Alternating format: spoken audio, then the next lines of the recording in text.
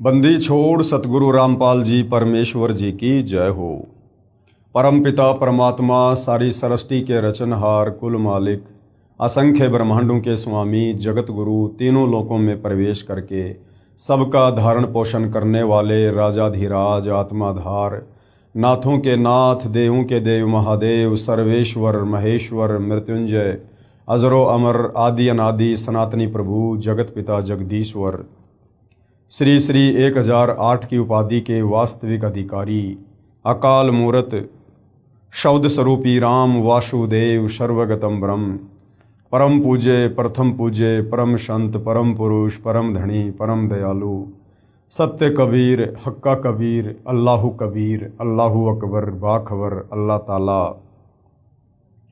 जगत के तारणहार जगत के मुक्तिदाता जगत के जगन्नाथ हारे के सहारे हिंदुओं के राम मुसलमानों के अल्लाह सिखों के वाहिगुरु ईसाइयों के मसीह दया के सागर दयानिधि करुणा के सागर करुणानिधि स्वयंभू परिभू संकट मोचन कष्ट हरण मंगल करण दुख भंजन अविगत कबीर निर्विकार निर्विषम परमात्मा अलय अलेख सतगुरु आदि अनादि सतगुरु असली मर्यादा पुरुषोत्तम असली राम असली कृष्ण असली घनश्याम असली मुरारी राजाओं के राजा महाराजाओं के महाराजा शहंशाहों के शहंशाह सम्राटों के सम्राट भगवानों के भगवान अल्लाहों के अल्लाह प्रभुओं के प्रभु मसीहाओं के मसीह सच्चे वाहिगुरु बाबाओं के बाबा पीरों के पीर सेठों के सेठ जगत सेठ सावड़सा सेठ सर्वगुण संपन्न अनंत कोटि कलाओं के स्वामी अनंत कोटि ब्रह्मांडों के नायक योगियों में महायोगी ध्यानियों में महाध्यानी सिद्धों में परम सिद्ध ज्ञानियों में तत्व ज्ञानी ब्रह्म ज्ञानी महाज्ञानी परम ज्ञानी सर्वश्रेष्ठ ज्ञानी विज्ञानी युवा कबीर समर्थ कबीर असमवात अमित ओजा सच्चे रहनुमा करीम अल्लाह सुभान अल्लाह दुनिया के अंतिम पैगंबर 8 सितंबर 1951 से गांव धनाना जिला सोनीपत हरियाणा भारतवर्ष की पावन भूमि पे प्रकट रियल कल की भगवान श्री नारायण साकार हरि श्री बाबा साहेब नूर अनंत परमात्मा सच्चे दरवेश सच्चे बाखबर संत श्रोमणी सतगुरु रामपाल जी परमेश्वर जी के चरण कमल में आप और हम सभी भाई बहनों का अनंत कोटि दंडवत प्रणाम। सत्साई भाई और बहनों, बहुत बड़ी दया बहुत बड़ी मेहर पूज्य गुरुदेव भगवान की परमेश्वर रामपाल जी की, जिनके शुभ आशीर्वाद से विशेष आशीर्वाद से हमें उन्हीं के कर कमल से लिखित पवित्र पुस्तक ज्ञान गंगा को समझने का एक मौका मिल रहा है। ये पवित्र पुस्तक ज्ञान गंगा परमेश्वर रामपाल जी के वचनों का सत्संगों का संग्रह है। इस पवित्र पुस्तक ज्ञान गंगा में जो भी ज्ञान परमेश्वर रामपाल जी ने डाला है सर्व धर्मशास्त्रों से प्रमाणित है। सुई के नोक रखने जितनी भी जगह आपको इस पुस्तक में कमी निकालने की नहीं मिलेगी। बाकी अपनी आधी अधूरी सोच और अज्ञानता के आधार से भले आप पूरी पुस्तक को भी रिजेक्ट कर सकते हैं, ये आपकी अपनी मर्जी है। भाई और बहनों, आज इस पवित्र पुस्तक के ऊपर हमारा 6 नंबर का वीडियो है।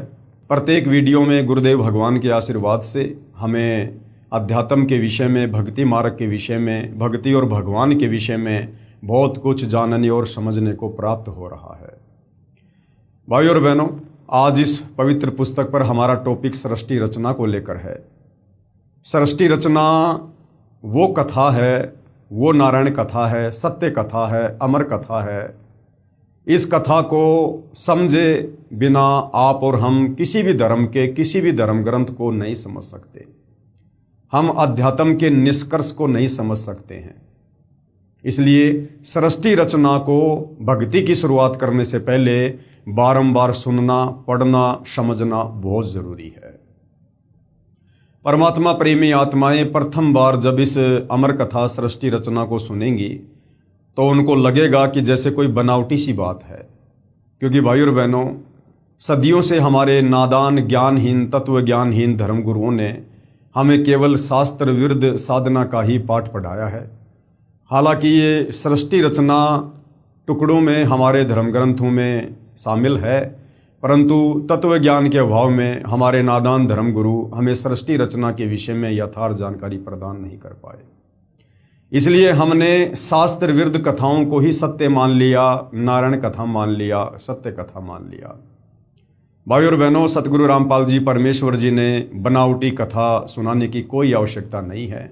अगर इस पृथ्वी पर सत्य कथा होती, अगर सृष्टि रचना का यहाँ पर सबको ज्ञान होता, तो भाई और बहनों, इस परमपिता परमेश्वर को शतलोक से चलकर 8 सितंबर 1951 को गांव धनाना में प्रकट होकर फिर 17 फरवरी 1988 को आदरणीय गरीबदास जी के 12वें पंथ में प्रवेश करके फिर सन 1994 में अपने यथार्थ 13वें कबीर पंथ को शुरू करके ये यथार्थ अमर कथा सृष्टि रचना सुनाने की आवश्यकता नहीं पड़ती।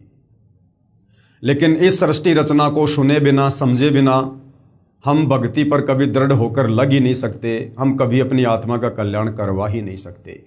जिस प्रकार किसी भी प्रकार के ताले को खोलने के लिए एक मास्टर की होती है, उसी प्रकार किसी भी धर्म के धर्म ग्रंथ को समझने के लिए, भक्ति मार्ग को समझने के लिए हमें सृष्टि रचना रूपी मास्टर की का प्रयोग करना ही पड़ेगा। तो भाई और बहनों, पूज्य गुरुदेव भगवान के आशीर्वाद से सर्व धर्मशास्त्रों से प्रमाणित सृष्टि रचना को हम समझने का प्रयास करेंगे। आप सभी भाई बहनों ने बहुत ही धैर्य के साथ और निष्पक्ष होकर इस सृष्टि रचना को सुनना है। साथ में आपको सर्व धर्मशास्त्रों से जो प्रमाण हैं वो भी आपको दिए जाएंगे, आप जियों को दिखाए जाएंगे, ताकि आप जियों को विश्वास हो कि वास्तव में पूज्य गुरुदेव भगवान सतगुरु रामपाल जी ने जो ज्ञान हमें दिया है वो सर्व धर्मशास्त्रों से प्रमाणित ज्ञान है। तो भाई और बहनों, हम शुरुआत करते हैं सृष्टि रचना की। तो भाई और बहनों, ये सृष्टि रचना आप जियों के सामने है, पवित्र पुस्तक ज्ञान गंगा और पेज नंबर 22। संपूर्ण सृष्टि रचना, सूक्ष्म वेद से निष्कर्ष रूप सृष्टि रचना का वर्णन। यानी ये जो सृष्टि रचना है कि परमात्मा कौन है, कैसा है, कहाँ है, कैसा दिखाई देता है, कैसे वो मिलेगा, ये सारे ब्रह्मांड, ये ग्रह, ये चांद, सूरज, ये सारे प्राणी, ये सब किसने उत्पन्न किए, क्यों उत्पन्न किए, क्या कारण है, क्यों हम यहाँ पर जन्म ले रहे हैं, मर रहे हैं, क्यों हम यहाँ पर गधे, कुत्ते, सूअर बनकर इतने कष्ट उठा रहे हैं, ये सारी जानकारी हमें सृष्टि रचना से मिलेगी। ये सृष्टि रचना थोड़ी थोड़ी हमारे सर्व धर्मों के धर्मशास्त्रों में वर्णित है, परंतु कंप्लीट नहीं है। कंप्लीट सृष्टि रचना को बताने के लिए परमपिता परमेश्वर कबीर साहिब ने स्वयं शतलोक से चलकर गति करके इस काल के 21 ब्रह्मांड में आना पड़ता है और एक संत की भूमिका करनी पड़ती है, तत्वदर्शी संत की भूमिका करनी पड़ती है। तो परमेश्वर जी चारों युगों में आए हैं। ये कबीर परमात्मा सतयुग में सतसुकृत ऋषि के नाम से आए, त्रेता में मुनिंदर ऋषि के नाम से आए, द्वापर में करुणामय ऋषि के नाम से आए और कलयुग में कबीर नाम से आए, जो इनका वैदिक नाम है, इनका वास्तविक नाम है। और परमेश्वर ने रह रहकर आप और हमें सृष्टि रचना का ज्ञान करवाया है। इस आधार से भाई और बहनों, परमेश्वर ने 5वें वेद सूक्ष्म वेद की रचना आज से लगभग 650 साल पहले जब वे बनारस के काशी शहर में आए थे, 120 वर्ष उन्होंने रहकर लीला की थी, अपना ज्ञान समझाया था। तो बाद में आगे चलकर आदरणीय धर्मदास जी के माध्यम से परमेश्वर ने 5वें वेद सूक्ष्म वेद की रचना करवाई थी, जिसको हम कबीर सागर के नाम से जानते हैं, जिसमें कंप्लीट सृष्टि रचना परमेश्वर जी ने लिखवाई थी। लेकिन आगे चलकर काल प्रेरणा से कबीर पंथियों ने सृष्टि रचना में बहुत सारी हेरा फेरी कर दी। उसकी क्षतिपूर्ति को पूरा करने के लिए फिर से परमपिता परमेश्वर कबीर साहिब ने आदरणीय गरीबदास जी के रूप में लगभग 300 वर्ष पहले गांव छुड़ानी, जिला झज्जर, हरियाणा प्रांत में आना पड़ा और उन्होंने 24,000 वाणियों युक्त 5वें वेद सूक्ष्म वेद की एक बार फिर से रचना करवाई। तो सूक्ष्म वेद से निष्कर्ष निकालकर सतगुरु रामपाल जी परमेश्वर जी ने हमें ये सृष्टि रचना दी है, जिसे हमने बहुत ही ध्यानपूर्वक सुनना है। प्रभु प्रेमी आत्माएं प्रथम बार निम्न सृष्टि रचना को पढ़ेंगे तो ऐसे लगेगा जैसे दंत कथा हो। प्रभु प्रेमी आत्माएं, सबके लिए नहीं, सभी लोग भक्ति के अधिकारी नहीं होते हैं, मोक्ष प्राप्ति के अधिकारी नहीं होते हैं। यहाँ गुरुदेव ने शब्द यूज किया है कि प्रभु प्रेमी आत्माएं, जो परमात्मा प्रेमी आत्मा है, जिनको परमात्मा की प्राप्ति की चाहत सदियों से रही है, युगों से रही है, उन आत्माओं के विषय में यहाँ पर बात की जा रही है। क्योंकि परमात्मा प्रेमी आत्माएं परमात्मा की तलाश में, परमात्मा की खोज में, मंदिर में, मस्जिद में, चर्च में, गुरुद्वारों में, साधु संतों के डेरों में, आश्रमों में भटकती ही रहती हैं। और वहाँ जाने के कारण उन्हें वो अमर कथा सुनने को नहीं मिलती है, वो सत्यनारायण कथा सुनने को नहीं मिलती है। उनको तरह तरह की बनावटी बातें अध्यात्म के विषय में बताई जाती हैं और वो आत्माएं बार बार सभी धर्मगुरुओं से एक जैसी दंत कथा सुनकर ये मान लेती हैं कि वास्तव में यही सच्चा ज्ञान होगा। और जब परमपिता परमात्मा इस धरती पर तत्वदर्शी संत के रूप में प्रकट होकर जब वास्तविक सत्यनारायण कथा सुनाते हैं, सृष्टि रचना सुनाते हैं, तो उन आत्माओं के दिलो दिमाग में जो अज्ञान घर कर चुका होता है, उस अज्ञान आधार से फिर उन आत्माओं को लगता है कि ये जो सृष्टि रचना हमें अब सुनाई जा रही है, ये हमें बनावटी सी लग रही है, इसमें हमें कोई सच्चाई नहीं लग रही है, ये तो कोई दंत कथा जैसी लग रही है, क्योंकि आज से पहले हमने कभी इस कथा को किसी भी धर्मगुरु से नहीं सुना है। तो भाइयों और बहनों, जिस कथा को आज से पहले हमने किसी भी धर्मगुरु से नहीं सुना है, उस सत्य कथा को सुनाने के लिए ही परमात्मा सतलोक से चलकर पृथ्वी पर आते हैं। तो प्रथम बार आप जियों को ऐसा लग सकता है कि ये तो बनावटी सी कथा है, हमने पहले कभी सुनी नहीं है। परंतु जब आप इस बनावटी सी दिखाई देने वाली कथा को, अगर आप हिंदू हैं तो हिंदू धर्मशास्त्रों से प्रमाणित होता देखेंगे, वेदों से, गीता जी से, पुराणों से। अगर आप मुसलमान धर्म से हैं तो आप कुरान शरीफ से, कुरान मजीद से, तौरेत से, जबूर से, इंजिल से आप इस सृष्टि रचना को प्रमाणित होते देखेंगे। यदि आप सिख समाज से हैं तो आप गुरु ग्रंथ साहिब से इसी सृष्टि रचना को प्रमाणित होते देखेंगे, तो आप दांतों तले उंगली दबाएंगे। प्रभु प्रेमी आत्माएं प्रथम बार निमन सृष्टि की रचना को पढ़ेंगे तो ऐसा लगेगा जैसे दंत कथा हो, परंतु सभी पवित्र सदग्रंथों के प्रमाणों को पढ़कर दांतों तले उंगली दबाएंगे कि यह वास्तविक अमृत ज्ञान कहाँ छुपा हुआ था, कि हे परमात्मा, हमारे धर्मशास्त्रों में यह खजाना छुपा हुआ था अध्यात्म का, सृष्टि रचना का, भक्ति का, लेकिन आज से पहले हमारे धर्मगुरु हमें नहीं बता पाए। कृपया धैर्य के साथ पढ़ते रहें तथा इस अमृत ज्ञान को सुरक्षित रखें, आपकी 101 पीढ़ी तक काम आएगा। पवित्र आत्माएं कृपया सत्यनारायण यानी अविनाशी प्रभु सत्य पुरुष द्वारा रची सृष्टि रचना का वास्तविक ज्ञान पढ़ें। भाइयों और बहनों, सत्यनारायण का मतलब होता है जो सच्चा परमात्मा है। उसे अविनाशी प्रभु भी कहते हैं। अविनाशी यानी जिसका कभी विनाश नहीं होता है। उसको सत्य पुरुष भी कहते हैं, यानी अमर पुरुष, अकाल पुरुष। ये सारे के सारे जो नाम है ये कबीर परमात्मा जी के उपमात्मक नाम हैं। अब भाइयों और बहनों, सृष्टि रचना शुरू होती है और सृष्टि रचना की जो शुरुआत है उसमें आपने बहुत ही ध्यानपूर्वक आपने कुछ चीज़ों को समझना होगा। सबसे पहले सृष्टि रचना में आता है पूर्ण ब्रह्म। इस शब्द को याद रखना, ध्यान रखना, पूर्ण ब्रह्म। इस सृष्टि रचना में हमारे को विशेषकर 3 भगवानों के विषय में जानकारी मिलेगी। एक पूर्ण ब्रह्म के विषय में, एक पर ब्रह्म के विषय में और एक ब्रह्म के विषय में। सबसे पहले पूर्ण ब्रह्म यानी पूर्ण परमात्मा। इस सृष्टि रचना में सत्य पुरुष यानी कबीर भगवान, सतलोक का स्वामी वही कबीर भगवान, प्रभु भी उसी को कहते हैं, और अलख पुरुष अलख लोक का स्वामी, और अगम पुरुष अगम लोक का स्वामी, तथा अनामी पुरुष अनामी यानी अकय लोक का स्वामी। तो एक ही पूर्ण ब्रह्म है। यानी भाइयों और बहनों, जो कबीर परमात्मा हैं जिनको पूर्ण ब्रह्म कहते हैं, सर्वप्रथम कबीर परमात्मा अनामी लोक में रहा करते थे। उसके बाद कबीर परमात्मा ने अपनी मर्जी से उन्होंने नीचे के 3 लोकों की ओर रचना की। कौन कौन से लोकों की रचना की? परमात्मा जिस लोक में रहते थे उस लोक का नाम है अनामी लोक, उसको अकय लोक भी कहते हैं। और उस अनामी लोक में रहने के चलते परमात्मा को अनामी पुरुष भी कहते हैं। पुरुष यानी भगवान। परमात्मा जब अनामी लोक में रहता है तो उनको अनामी पुरुष भी कहते हैं। अनामी लोक का दूसरा नाम है अकय लोक, तो परमात्मा को अकय पुरुष भी कहते हैं। उसके बाद परमात्मा ने नीचे के 3 लोक रचने का विचार किया।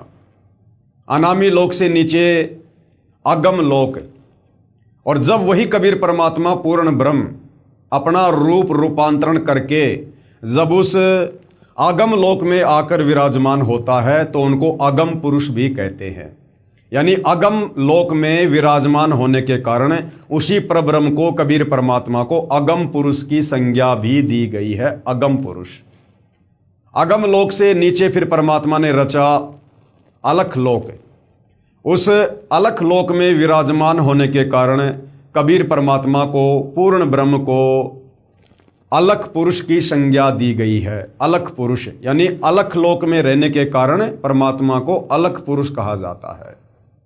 उसके बाद परमात्मा ने नीचे का चौथा लोक रचा सत्यलोक, और सत्यलोक में विराजमान होने के कारण कबीर परमात्मा को सत्य पुरुष की संज्ञा दी गई है, सत्य पुरुष की।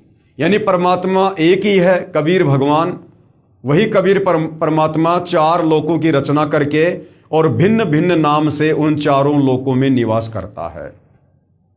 अनामी लोक में अनामी पुरुष, अगम लोक में अगम पुरुष, अलख लोक में अलख पुरुष और सतलोक में सत्य पुरुष। ये 4 परमात्मा भिन्न भिन्न नहीं हैं, चारों एक ही हैं। वो कबीर भगवान अपने रूपांतरण करके 4 लोकों में विराजमान होता है। तो आप जी भ्रमित मत हो जाना, ये जो पूरी जानकारी यहाँ तक जो दी गई है ये 4 लोकों की जानकारी है। उन 4 लोकों में ये कबीर परमात्मा, ये पूर्ण ब्रह्म खुद ही अलग अलग नाम से विराजमान होता है। इस सृष्टि रचना में सत्य पुरुष यानी सतलोक का स्वामी प्रभु और अलख पुरुष यानी अलख लोक का स्वामी और अगम पुरुष यानी अगम लोक का स्वामी तथा अनामी पुरुष यानी अनामी जिसका दूसरा नाम है अकय लोक का स्वामी, तो एक ही पूर्ण ब्रह्म है यानी कबीर परमात्मा। वास्तव में अविनाशी प्रभु है, यानी जो कबीर परमात्मा है, जो पूर्ण ब्रह्म है, वो अविनाशी है, उसको मारने में कोई भी सक्षम नहीं है। जो भिन्न भिन्न रूप धारण करके अपने 4 लोकों में रहता है, जिसके अंतर्गत असंख्य ब्रह्मांड आते हैं। तो सबसे पहले हो गया पूर्ण ब्रह्म। ये याद रखना है भाई और बहनों हमने, क्योंकि हम सृष्टि रचना को समझ रहे हैं, हमने बहुत ही ध्यानपूर्वक सृष्टि रचना को समझना है। तो सबसे पहले पूर्ण ब्रह्म यानी कबीर परमात्मा जी जो ऊपर के 4 लोक रच के 4 लोकों में खुद ही विराजमान रहते हैं। उसके बाद दूसरे नंबर का भगवान है परब्रह्म। परब्रह्म ये 7 संग ब्रह्मांड का स्वामी है, जिसका गीता अध्याय 15 श्लोक नंबर 16 में जिक्र है। ये वो परब्रह्म है जिसके 7 संग ब्रह्मांड हैं। परब्रह्म यह केवल 7 संग ब्रह्मांड का स्वामी यानी प्रभु है, मालिक है, भगवान है। यह अक्षर पुरुष भी कहलाता है। गीता अध्याय 15 श्लोक नंबर 16 में जिन 2 भगवानों का जिक्र है, क्षर पुरुष और अक्षर पुरुष, तो ये वो अक्षर पुरुष है, 7 संग ब्रह्मांड का स्वामी। परंतु यह तथा इसके ब्रह्मांड भी वास्तव में अविनाशी नहीं है। परंतु ये वास्तव में अविनाशी नहीं है, इसका भी जन्म और मृत्यु होती है। इसके 7 संग ब्रह्मांड भी उत्पत्ति और प्रलय में आते हैं। उसके बाद तीसरे नंबर का जो भगवान है वो है ब्रह्म। तीसरे नंबर का भगवान कौन है? ये ब्रह्म। ये है भाइयों और बहनों काल। इस ब्रह्म को काल भी कहते हैं। ये ब्रह्मा विष्णु महेश का पिता है, ये दुर्गा का पति है, और महाभारत के युद्ध में गीता जी का ज्ञान श्री कृष्ण जी के शरीर में प्रवेश करके इसी ब्रह्म ने दिया था। ये केवल 21 ब्रह्मांड का स्वामी है। इस ब्रह्म के पास, काल के पास केवल 21 ब्रह्मांड हैं। इसे क्षर पुरुष यानी ज्योति निरंजन तथा काल आदि उपमा से जाना जाता है, तथा इसके सर्व ब्रह्मांड नाशवान है, अर्थात 21 ब्रह्मांड भी उत्पत्ति और प्रलय में हैं। ये काल, ये क्षर पुरुष, ये भी जन्म और मरण में है। तो विशेषकर भाइयों और बहनों, यदि हमने सृष्टि रचना को समझना है तो हमने इन तीन भगवानों के विषय में पूरी जानकारी होनी चाहिए। सबसे पहले पूर्ण ब्रह्म यानी कबीर परमात्मा, दूसरे नंबर पर परब्रह्म यानी अक्षर पुरुष, और तीसरे नंबर पर ब्रह्म यानी ये काल क्षर पुरुष। उपरोक्त तीनों पुरुषों यानी भगवानों प्रभुओं का प्रमाण पवित्र श्री मद भगवद गीता अध्याय 15 श्लोक नंबर 16 और 17 में भी है। इन तीनों भगवानों का जिक्र गीता जी अध्याय 15 श्लोक नंबर 16 और 17 में स्पष्ट है, आपको आगे दिखाएंगे। फिर ये चौथे नंबर का जो भगवान है, चौथे नंबर का ये है ब्रह्मा। चौथे नंबर का क्या है? ब्रह्मा। ये ब्रह्मा कौन है? ये इस ब्रह्म का बड़ा बेटा है, इस काल का बड़ा बेटा है। इस ब्रह्म यानी काल के तीन पुत्र हैं, ब्रह्मा विष्णु महेश।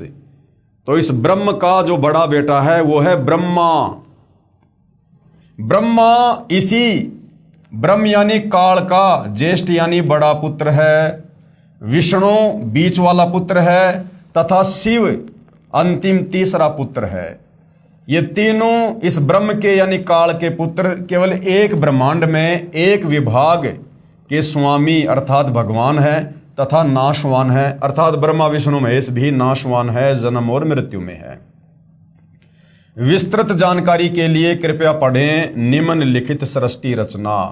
तो भाइयों और बहनों, ये चार चीजें हमने याद रखनी है, ध्यान रखनी है अगर सृष्टि रचना को समझना है। तो सबसे पहले पूर्ण ब्रह्म, फिर परब्रह्म, फिर ब्रह्म, और चौथा इस ब्रह्म का जो बेटा है ये है ब्रह्मा। अब भाइयों और बहनों, हम सृष्टि रचना को विस्तार से समझेंगे। कबीर देव, सीधा सीधा हम कहते हैं कबीर परमेश्वर। वेदों में परमेश्वर को क्या कहा है? कबीर देव, जिसको हम कबीर भगवान, कबीर साहिब कहते हैं। तो कबीर देव ने सूक्ष्म वेद अर्थात पांचवा वेद अर्थात कबीर वाणी में अपने द्वारा रची सृष्टि का ज्ञान स्वयं ही बताया है, जो निम्नलिखित है। सर्वप्रथम केवल एक स्थान अनामी यानी अनामय लोक था। सबसे पहले क्या था? केवल एक स्थान था, एक ही जगह थी, एक ही धाम था, अनामी लोक, जिसको अनामय लोक भी कहते हैं, जिसको अकय लोक भी कहते हैं। कबीर परमात्मा जी वहीं रहा करते थे। सर्वप्रथम केवल एक स्थान अनामी अनामय लोक था। ना ये क्षर पुरुष था, ना ये अक्षर पुरुष था, ना ये काल था, ना काल के तीनों बेटे थे, ना ये 21 ब्रह्मांड था, ना ये चांद सितारे थे, ना ये परब्रह्म था, ना धर्मराज था, ना दुर्गा थी, कुछ नहीं था। ना सतलोक था, कुछ नहीं था। सबसे पहले केवल एक ही लोक था, जिसको अनामी यानी जिसको अनामी लोक कहो, चाहे अनामे कहो, चाहे जिसको अकय लोक कहो, जिसे अकय लोक भी कहा जाता है। अकय का मतलब है जिसके विषय में पहले कभी किसी ने ना सुना हो, अकय लोक। पूर्ण परमात्मा उस अनामी लोक में अकेला रहता था। पूर्ण परमात्मा कौन? कबीर भगवान। पूर्ण ब्रह्म उस अनामी लोक में अकेला रहता था। उस परमात्मा का वास्तविक नाम कबीर देव अर्थात कबीर परमेश्वर है। सभी आत्माएं उस पूर्ण धनी के शरीर में समाई हुई थी। आप और हम जितनी भी आत्माएं हैं, यहाँ जो गधा, कुत्ता, सुअर, मक्खी, मच्छर, 84 लाख योनियों में, ये पेड़ पौधों की योनियाँ, जल में रहने वाले जीव, स्त्री पुरुष, और ये जो अक्षर पुरुष है परब्रह्म, जिसके साथ संग ब्रह्मांड है, इसके लोक में जितनी भी आत्माएं हैं और शतलोक में जितनी आत्माएं हैं, हम सभी आत्माएं इसी कबीर परमात्मा के शरीर में सूक्ष्म रूप में समाई हुई थी। सभी आत्माएं उस पूर्ण धनी के शरीर में समाई हुई थी। इसी कबीर देव का उपमात्मक पदवी का नाम अनामी पुरुष है। इसी कबीर परमात्मा को अनामी लोक में रहने के कारण अनामी पुरुष यानी अनामी भगवान भी कहते हैं। पुरुष का अर्थ है प्रभु, और उस प्रभु ने मनुष्यों को अपने ही स्वरूप में बनाया है, इसलिए मानव का नाम भी पुरुष पड़ा है। जैसे हमें कह दिया जाता है ना कि पुरुष, स्त्री और पुरुष, तो हमें पुरुष क्यों कहा जाता है? वैसे तो पुरुष का मतलब है भगवान परमात्मा, लेकिन हमें भी यहाँ पर क्या कह दिया जाता है? पुरुष। क्यों कहा जाता है? क्योंकि हमें उसी कबीर परमात्मा जी ने, जो वास्तव में पुरुष है, एकमात्र सारी सृष्टि में पुरुष तो वही है, बाकी सब उसकी आत्मा है, तो उसी कबीर पुरुष ने आप और हमें अपने वचन से उत्पन्न किया, इसलिए हमें भी यहाँ पर पुरुष कहा जाता है। लेकिन असल में पुरुष वो कबीर परमात्मा ही है। प्रभु ने मनुष्यों को अपने ही स्वरूप में बनाया है, इसलिए मानव का नाम भी पुरुष ही पड़ा है।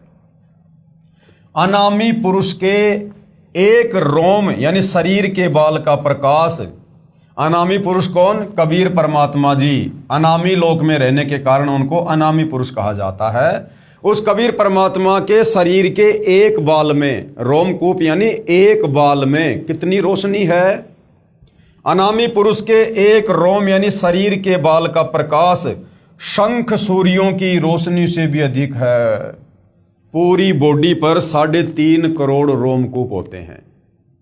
और कबीर परमात्मा पूर्ण प्रभु जो अनामी लोक में रहता है, जिसको अनामी पुरुष की संज्ञा भी दी गई है, उस परमेश्वर की अनामी लोक में इतनी चमक है, इतना नूर है उनके शरीर का, कि एक बाल में शंख सूरज के जितना प्रकाश है।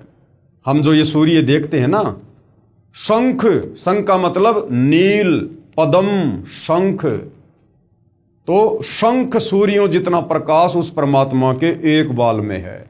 और टोटल शरीर पर 3.5 करोड़ बाल हैं, तो सोचिए परमेश्वर का नूर कितना तेज होगा अनामी लोक में।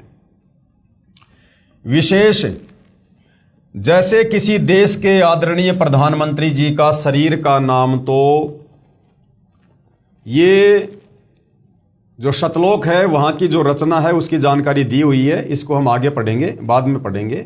पहले हमें परमात्मा जो समझाना चाह रहे हैं वो हम समझते हैं। जैसे किसी भी देश के प्रधानमंत्री का नाम तो अन्य होता है, अलग ही होता है, तथा उसके पद का उपमात्मक नाम प्रधानमंत्री होता है। जैसे वर्तमान में 2026 में हमारे भारत देश के प्रधानमंत्री का वास्तविक नाम है नरेंद्र दामोदर दास मोदी, लेकिन हम उनको प्रधानमंत्री भी कह देते हैं, क्योंकि प्रधानमंत्री उनकी पदवी का नाम है, उनकी पोस्ट का नाम है। इसी प्रकार जो कबीर परमात्मा है, वास्तव में उनका नाम है कबीर देव, लेकिन अनामी लोक में रहने के कारण उस परमात्मा को अनामी पुरुष की संज्ञा भी दी गई है। फिर वही कबीर परमात्मा जब अगम लोक में आके विराजमान होता है तो उनको अगम पुरुष की संज्ञा दी जाती है। फिर वही कबीर परमात्मा जब अलख लोक में आके विराजमान होता है तो उनको अलग पुरुष की संज्ञा दी जाती है।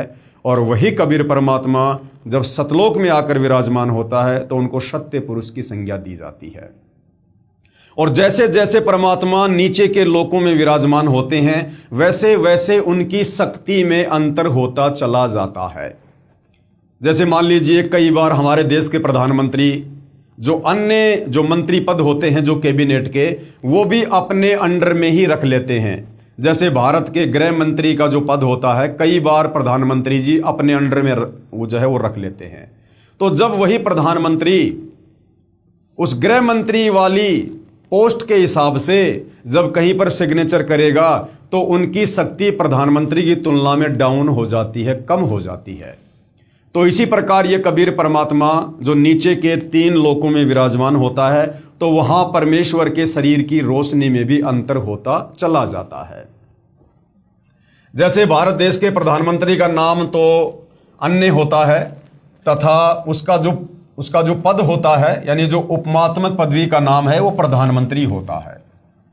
कई बार प्रधानमंत्री जी अपने पास कई विभाग भी रख लेते हैं, तथा जिस भी विभाग के दस्तावेजों पर हस्ताक्षर करते हैं तो उस समय उसी पद को लिखते हैं। जैसे गृह मंत्रालय के कागजों पर हस्ताक्षर करेंगे तो अपने को गृह मंत्री लिखेंगे, वहां उसी व्यक्ति के हस्ताक्षर की शक्ति कम होती है। इसी प्रकार कबीर परमेश्वर यानी कबीर देव की रोशनी में अंतर भिन्न भिन्न लोकों में होता जाता है। ठीक इसी प्रकार पूर्ण परमात्मा कबीर देव, कबीर परमेश्वर नीचे के 3 और लोकों में यानी जो अगम लोक है, अलख लोक है और शतलोक है, उसकी रचना शब्द यानी वचन से की। कबीर परमात्मा ने नीचे के तीनों लोकों की रचना शब्द से, अपने वचन से की। अगमलोक की रचना, अलखलोक की रचना और शतलोक की रचना। ठीक इसी प्रकार पूर्ण परमात्मा कबीर देव यानी कबीर परमेश्वर ने नीचे के तीन और लोकों की, अगमलोक की, अलखलोक की, शतलोक की रचना शब्द यानी वचन से की। यही पूर्ण ब्रह्म यानी यही कबीर परमात्मा, कबीर देव, कबीर परमेश्वर ही आगम लोक में प्रकट हुआ। अनामी लोक से वो कबीर परमात्मा खुद ही उस आगम लोक की रचना करके उसमें जो है प्रकट हुआ, तथा कबीर देव, कबीर परमेश्वर अगम लोक का भी स्वामी है, क्योंकि उसी परमात्मा ने अगम लोक को रचा। तथा वहां इनका उपमात्मक पदवी का नाम अगम पुरुष। अगम लोक में आकर विराजमान होने के कारण उसी कबीर परमात्मा का क्या नाम विख्यात हुआ? अगम पुरुष, अर्थात अगम प्रभु। इसी अगम परमात्मा का मानव सदृश से शरीर बहुत तेजोमय है, जिसके एक रोम यानी शरीर के एक बाल की रोशनी खरब सूर्य की रोशनी से भी अधिक है। यानी वही कबीर परमात्मा जो अनामी लोक में बैठा होता है, वही कबीर परमात्मा जब नीचे के अगम लोक की रचना करता है और जब अगम लोक में सिंहासन पर विराजमान होता है तो उनके शरीर का प्रकाश कुछ हल्का हो जाता है। अनामी लोक में परमात्मा के एक रोमकूप की रोशनी शंख सूर्यों जितनी, और अगम लोक में उस परमात्मा के एक रोमकूप की रोशनी खरब सूर्य जितनी हो जाती है, जिसके एक रोम यानी शरीर के बाल की रोशनी खरब सूर्य की रोशनी से भी अधिक है। उसके बाद यही पूर्ण परमात्मा कबीर देव यानी कबीर साहेब, कबीर परमेश्वर जब अलख लोक में प्रकट हुआ तथा स्वयं ही अलख लोक का भी स्वामी है, तथा उपमात्मक पदवी का नाम अलख पुरुष भी इसी परमेश्वर का है। अगम लोक के बाद परमात्मा ने नीचे के लोक की रचना की, जिसको अलख लोक कहते हैं। उस अलख लोक में जब वही कबीर परमात्मा आकर सिंहासन पर विराजमान होता है तो उनको अलख पुरुष की संज्ञा दी जाती है और उनके शरीर की रोशनी में भी अंतर हो जाता है।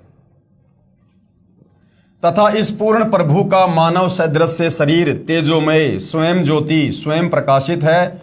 एक रोम यानी शरीर के एक बाल की रोशनी अरब सूर्यों के प्रकाश से भी ज्यादा है।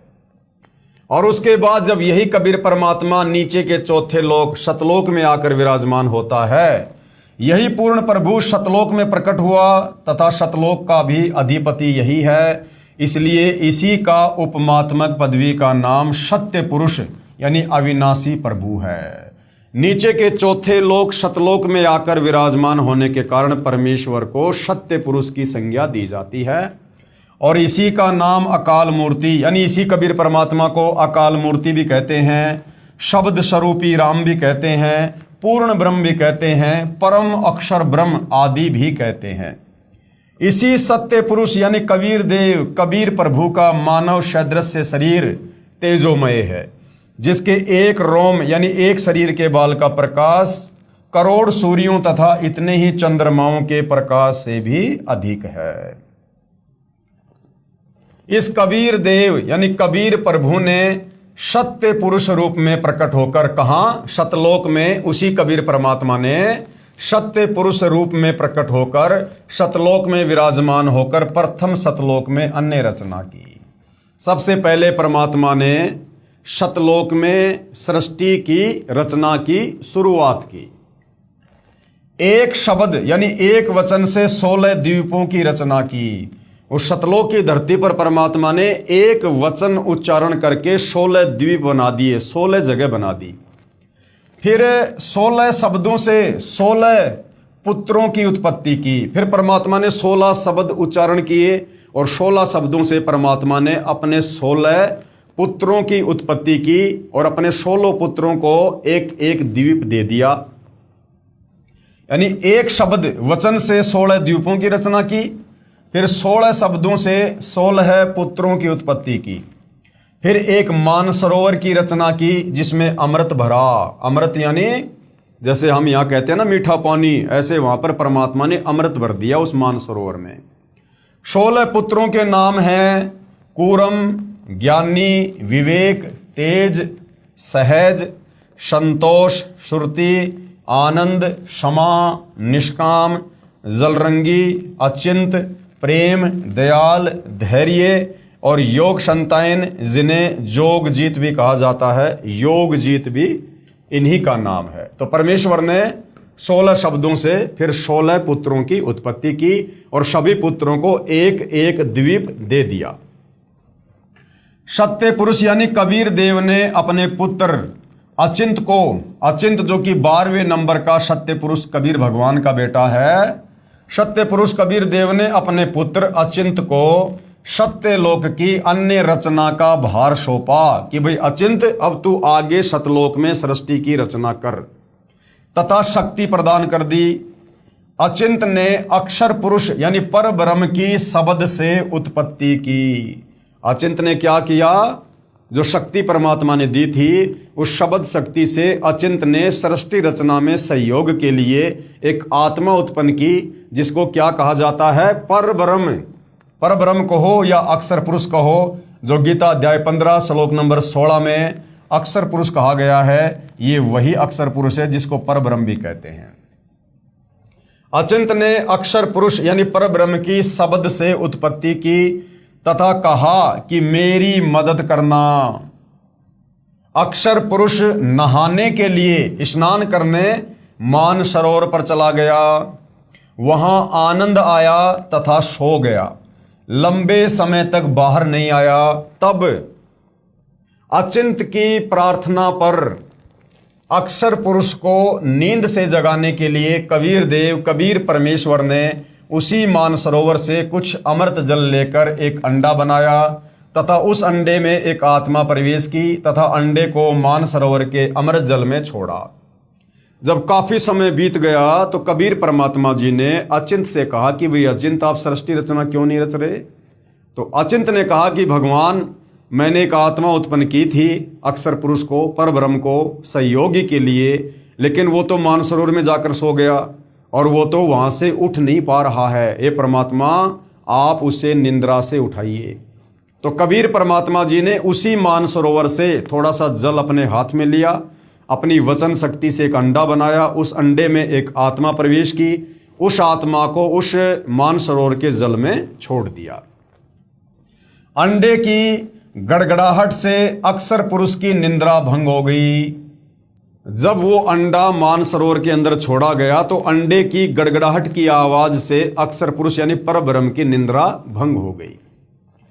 उसने अंडे को क्रोध से देखा, जिस कारण से अंडे के 2 भाग हो गए, यानी अंडा फूट गया। उसमें से ज्योति निरंजन, जिसको क्षर पुरुष भी कहते हैं, वो निकला, जो आगे चलकर काल कहलाया। उस अंडे में से कौन आत्मा निकली? क्षर पुरुष, जिसको आगे चलकर काल की संज्ञा दी गई है। यही ब्रह्मा विष्णु महेश का पिता, दुर्गा का पति, 21 ब्रह्मांड का नकली भगवान, जिसके जाल में आप और हम सभी फंसे पड़े हैं, इसकी उसी अंडे से उत्पत्ति कबीर भगवान ने सतलोक में की थी।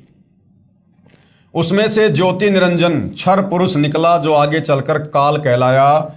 इसका वास्तविक नाम कैल है, कैल, और साधारण भाषा में हम इसको काल कह देते हैं। तब सत्य पुरुष यानी कबीर देव ने आकाशवाणी की कि आप दोनों बाहर आ जाओ, कि भाई क्षर पुरुष और अक्षर पुरुष आप दोनों बाहर आ जाओ तथा अचिंत के द्वीप में रहो। और उनको क्या आज्ञा दे दी कि तुम दोनों, काल और ये परब्रह्म, क्षर पुरुष और अक्षर पुरुष, तुम दोनों अचिंत के लोक में रहो, तुम तीनों एक साथ रहो। आज्ञा पाकर अक्षर पुरुष तथा क्षर पुरुष यानी काल दोनों अचिंत के द्वीप में रहने लगे। बच्चों की नालायकी उन्हीं को दिखाई कि कहीं फिर प्रभुता की तड़फ ना बन जाए, क्योंकि भाई और बहनों, जीव जीव ही होता है और परमात्मा परमात्मा ही होता है। जीव चाहे परमात्मा के 16 पुत्र क्यों ना है, वो भी जीव कैटेगरी में है। तो परमेश्वर ने पहले ही सृष्टि रचना का भार अपने पुत्र अचिंत को सौंपकर और उसकी असमर्थता सतलोक में अपने सभी उन पुत्रों को दिखाकर ये साबित कर दिया कि आगे तुम मेरे द्वारा की गई किसी भी रचना में टांग मत अड़ाना। जो काम परमात्मा कर सकता है वो जीव नहीं कर सकता है। बच्चों की नालायकी उन्हीं को दिखाई कि कहीं फिर प्रभुता की तरफ ना बन जाए, क्योंकि समर्थ बिन कार्य सफल नहीं होता। फिर पूर्ण धनी कबीर देव ने सर्व रचना स्वयं की। उसके बाद परमात्मा ने सतलोक में जो भी रचना करनी थी वो उन्होंने स्वयं अपनी वचन शक्ति से की। अपनी शब्द शक्ति से एक राजेश्वरी, जिसको राष्ट्री भी कहते हैं, शक्ति उत्पन्न की, जिससे सभी ब्रह्मांडों को स्थापित किया। इसी को पराशक्ति परानंदनी भी कहते हैं, जो सभी सिद्धियों की स्वामी है।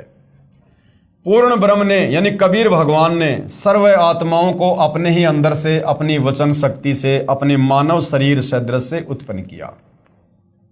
उसके बाद कबीर देव जी ने हम सभी आत्माओं को, जितने भी आत्माएं ब्रह्मांडों में हैं, काल के ब्रह्मांड में, अक्षर पुरुष के ब्रह्मांड में, शतलोक में, सभी आत्माओं को परमात्मा ने अपने शरीर से अपनी वचन शक्ति से उत्पन्न किया और अपने जैसे मानव सदृश से रूप में उत्पन्न किया।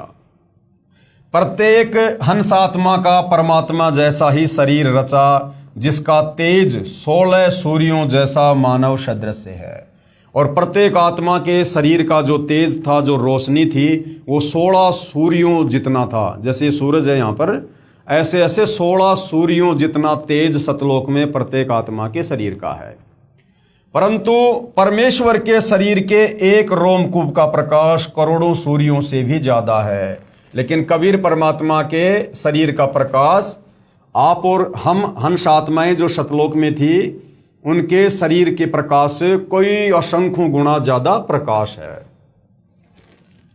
बहुत समय उपरांत क्षर पुरुष यानी जो काल ज्योति निरंजन, जिसको परमात्मा ने अंडे में प्रवेश करके और अक्षर पुरुष को जगाने के लिए मानसरोवर के जल में छोड़ा था, जिसको क्षर पुरुष की संज्ञा दी गई है, जिसको काल भी कहा जाता है। तो काफी समय उपरांत उस क्षर पुरुष, उस काल के मन में एक खरपतवार आई। क्या खरपतवार आई?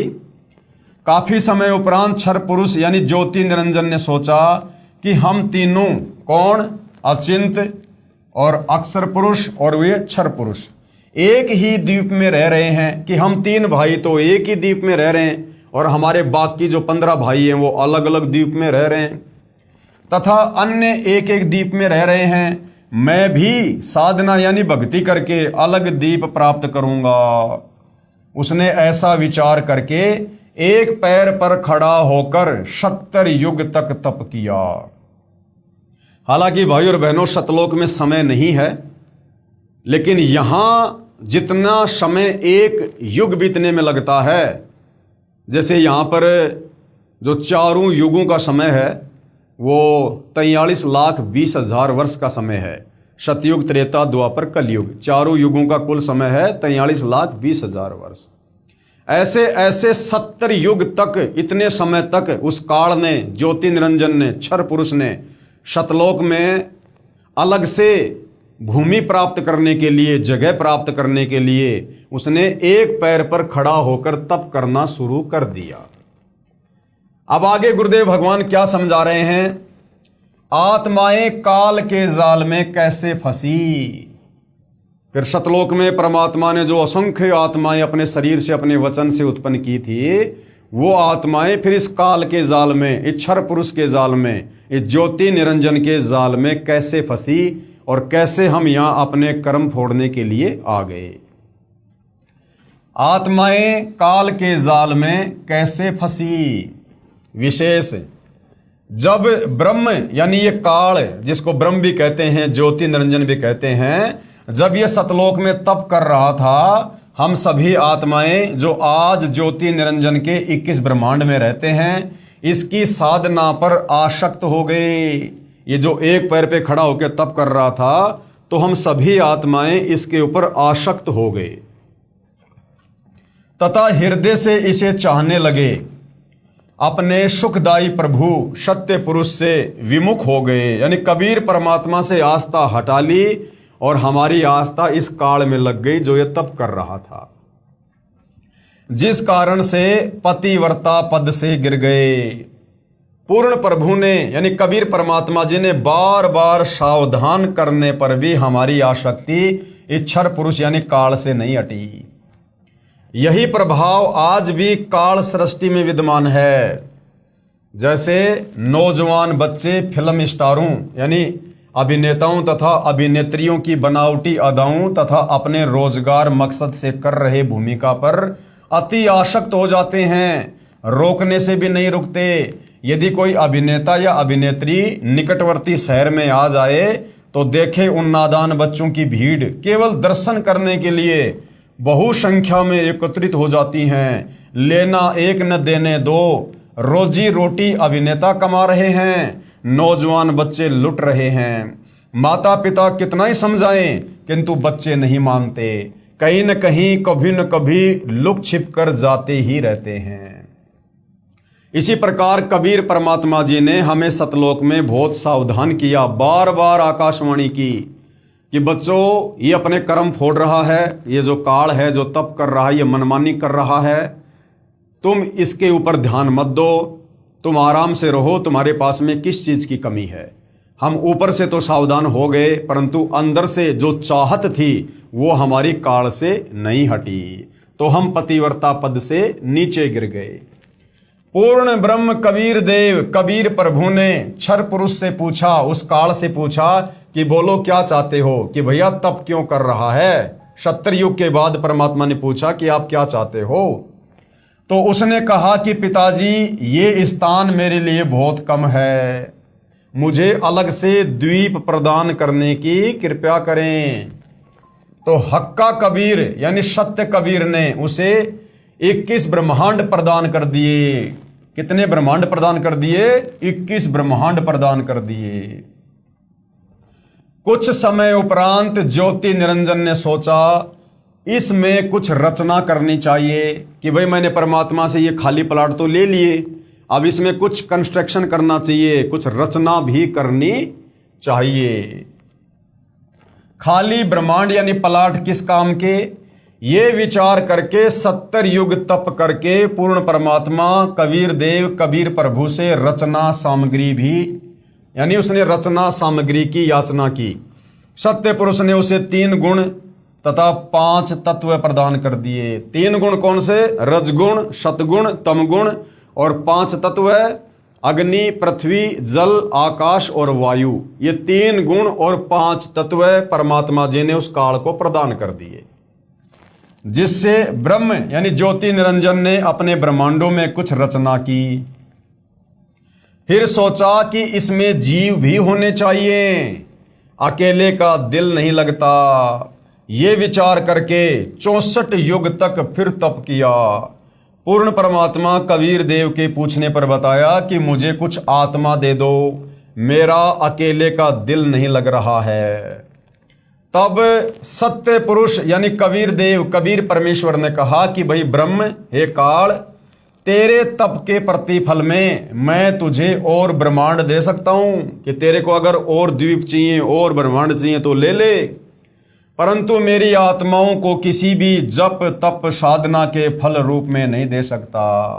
हाँ, यदि कोई अपनी इच्छा से तेरे साथ जाना चाहे तो वह जा सकता है। युवा कबीर समर्थ कबीर के वचन सुनकर ये ज्योति निरंजन ये काल हमारे पास आया। हम सभी हंसात्मा पहले से ही उस पर आसक्त थे, हम उसे चारों तरफ से घेर कर खड़े हो गए।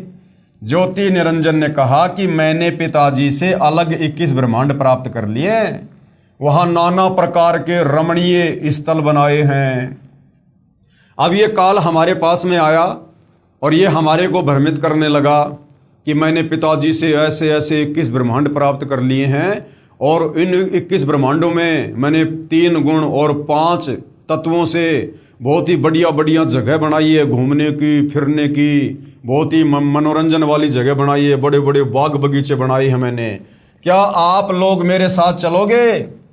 हम सभी हंसों ने जो आज 21 ब्रह्मांडों में परेशान हैं, यानी आज हम यहाँ कोई गधा बन रहा है, कोई कुत्ता बन रहा है, कोई इंसान है, कोई स्त्री है, कोई पुरुष है, कोई किन्नर है, कोई सुअर बन के गोबर खा रहा है, कोई देवी देवता बन के थोड़े समय के लिए ऊपर बैठा हुआ है, हम सभी आत्माओं ने स्वीकृति दे दी।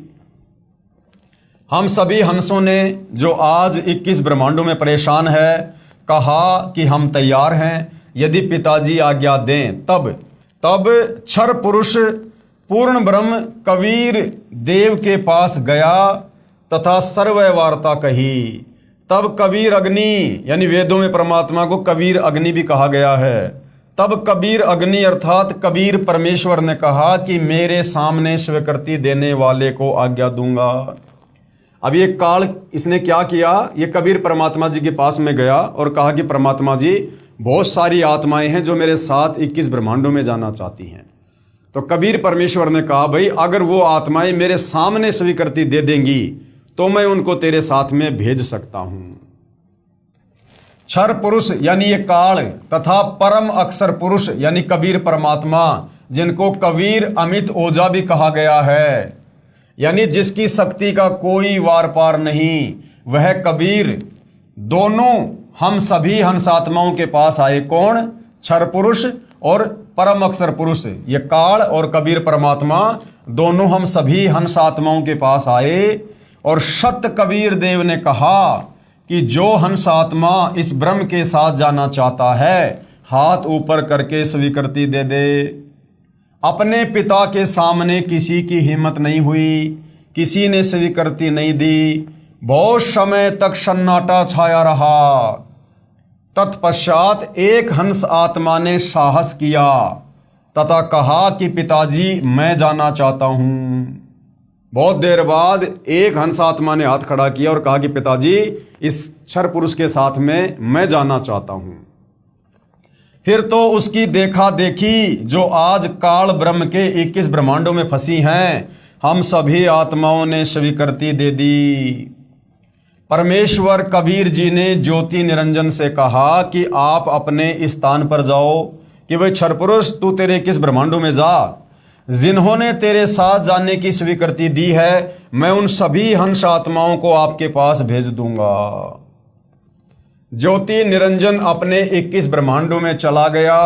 उस समय तक यह 21 ब्रह्मांड सतलोक में ही थे, यानी सतलोक के ही एक कोने में परमात्मा ने इसको 21 ब्रह्मांड दिए थे। तो परमात्मा जी ने कहा कि भाई क्षर पुरुष तू तेरे 21 ब्रह्मांड में जा, और जिन जिन आत्माओं ने तेरे साथ में जाने के लिए हाथ खड़ा किया है, उन सब के नंबर मेरे कंप्यूटर में आ गए हैं और मैं अपने हिसाब से तेरे पास उन सभी आत्माओं को भेज दूंगा। तत्पश्चात पूर्ण ब्रह्म ने यानी कबीर परमात्मा जी ने सर्वप्रथम स्वीकृति देने वाले हंस को लड़की का रूप दिया। जिसने सबसे पहले काल के 21 ब्रह्मांड में जाने के लिए हाथ खड़ा किया था, परमात्मा ने उसको एक सुंदर लड़की का रूप दिया। परंतु स्त्री इंद्री नहीं रची, लेकिन उसको जनेंद्री नहीं लगाई। तथा सर्व आत्माओं को जिन्होंने ज्योति निरंजन यानी ब्रह्म के साथ जाने की सहमति दी थी, उस लड़की के शरीर में प्रवेश कर दिया। सूक्ष्म रूप में परमात्मा ने बाकी सभी आत्माओं को जिन्होंने हाथ खड़े किए थे, उस प्रथम हाथ खड़ा करने वाले हंस के, जिसको परमात्मा ने लड़की का रूप बना दिया था, उसके अंदर प्रवेश कर दिया। उस लड़की के शरीर में प्रवेश कर दिया तथा उसका नाम आस्ट्रा, उसका नाम क्या रखा परमात्मा ने? जिसने सबसे पहले हाथ खड़ा किया था, जिसका परमात्मा ने सुंदर लड़की का रूप बनाया, उसका नाम आस्ट्रा यानी आदि माया, जिसको प्रकृति देवी भी कहते हैं गीता जी में, जिसको हम दुर्गा देवी कहते हैं। दुर्गा शेरा वाली, इस शेरा वाली दुर्गा ने सबसे पहले सतलोक में हाथ खड़ा किया था। दुर्गा ये आगे जाके कहलाई है। सतलोक में केवल ही एक ये हंस आत्मा था, जिसका परमात्मा ने आगे चलकर लड़की का रूप बनाया और फिर आगे चलकर इसका नाम दुर्गा पड़ा। तथा सत्य पुरुष यानी कबीर देव जी ने कहा कि बेटी, मैंने तेरे को शब्द शक्ति प्रदान कर दी है।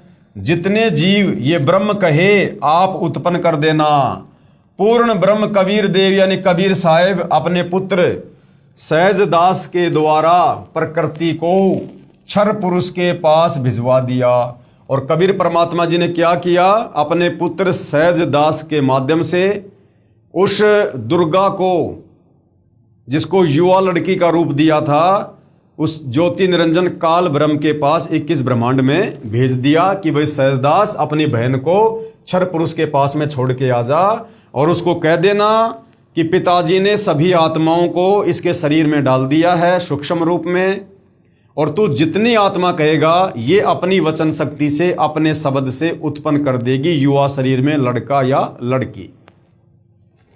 सहजदास जी ने ज्योति निरंजन को बताया कि पिताजी ने इस बहन के शरीर में उन सभी आत्माओं को प्रवेश कर दिया है जिन्होंने आपके साथ जाने की सहमति व्यक्त की थी, तथा इसको पिताजी ने वचन शक्ति प्रदान की है। आप जितने जीव चाहोगे प्रकृति यानी ये दुर्गा अपने शब्द से उत्पन्न कर देगी। ये कहकर सहजदास वापस अपने द्वीप में आ गया। अब आगे क्या होता है भाई और बहनों, फिर बात कहाँ बिगड़ती है? क्यों परमात्मा ने फिर इस क्षर पुरुष को और इस दुर्गा को हम सभी आत्माओं सहित शतलोक से 16 शंख कोश की दूरी पर यहाँ 21 ब्रह्मांड में भेज दिया? अब युवा होने के कारण लड़की का रंग रूप निखरा हुआ था। ब्रह्म यानी काल के अंदर विषय वासना उत्पन्न हो गई तथा प्रकृति देवी के साथ अभद्र गतिविधि प्रारंभ की यानी छेड़छाड़ करने लगा। तब दुर्गा ने कहा कि ज्योति निरंजन मेरे पास पिताजी की प्रदान की हुई शब्द शक्ति है, आप जितने प्राणी कहोगे मैं वचन से उत्पन्न कर दूंगी। आप मैथुन परंपरा शुरू मत करो, आप भी उसी परमात्मा के शब्द से अंडे से उत्पन्न हुए हो तथा मैं भी उसी परमात्मा के वचन से ही बाद में उत्पन्न हुई हूं। आप मेरे बड़े भाई हो, बहन भाई का ये योग महापाप का कारण बनेगा। परंतु ज्योति निरंजन ने प्रकृति देवी की एक भी प्रार्थना नहीं सुनी तथा अपनी शब्द शक्ति द्वारा नाखूनों से स्त्री इंद्री यानी भग प्रकृति को लगा दी तथा बलात्कार करने की ठानी। उसी समय दुर्गा ने अपनी इज्जत रक्षा के लिए कोई और चारा ना देख सूक्ष्म रूप बनाया तथा ज्योति निरंजन के खुले मुख के द्वारा पेट में प्रवेश करके पूर्ण ब्रह्म कबीर देव से अपनी रक्षा के लिए याचना की। जब काल विषय वासनाओं के अंतर्गत आ गया और उसने गलत गतिविधि करनी शुरू कर दी दुर्गा के रूप रंग को देखकर, तो दुर्गा ने कहा कि भैया हम आपस में भाई बहन हैं, हम एक ही परमात्मा के वचन से उत्पन्न हैं और भाई बहन का ये शारीरिक मिलन ये महापाप होता है। लेकिन वो कहाँ सुनने वाला था, और जैसे ही उसने आलिंगन करने के लिए चुंबन के लिए अपना मुंह खोला उसी समय दुर्गा ने अपनी यानी जो परमात्मा ने उसको जो वचन शक्ति दी थी, जो सिद्धियां उसको दी थी, उसने सूक्ष्म रूप बनाया और सूक्ष्म रूप बनाकर उस ज्योति निरंजन के मुख के माध्यम से उसके पेट में प्रवेश कर गई और वहां बैठकर उसने अपने पिताजी कबीर भगवान से अपनी इज्जत रक्षा की प्रार्थना की। उसी समय कबीर देव अपने पुत्र योग संताइन अर्थात जोगजीत का रूप बनाकर वहां प्रकट हुए तथा उस कन्या को यानी उस दुर्गा को ब्रह्म के पेट से बाहर निकाला तथा कहा कि ज्योति निरंजन आज से तेरा नाम काल होगा। उस दिन से इस क्षर पुरुष का नाम परमात्मा ने क्या रख दिया? काल, कि आज से तेरा नाम काल होगा। तेरे जन्म मृत्यु होते रहेंगे इसलिए तेरा नाम क्षर पुरुष होगा। क्षर पुरुष का मतलब है जो जन्मता और मरता है, नाशवान। 1 लाख मानव शरीरधारी प्राणियों को प्रतिदिन खाया करेगा और 1.25 लाख उत्पन्न किया करेगा। आप दोनों को 21 ब्रह्मांड सहित निष्कासित किया जाता है।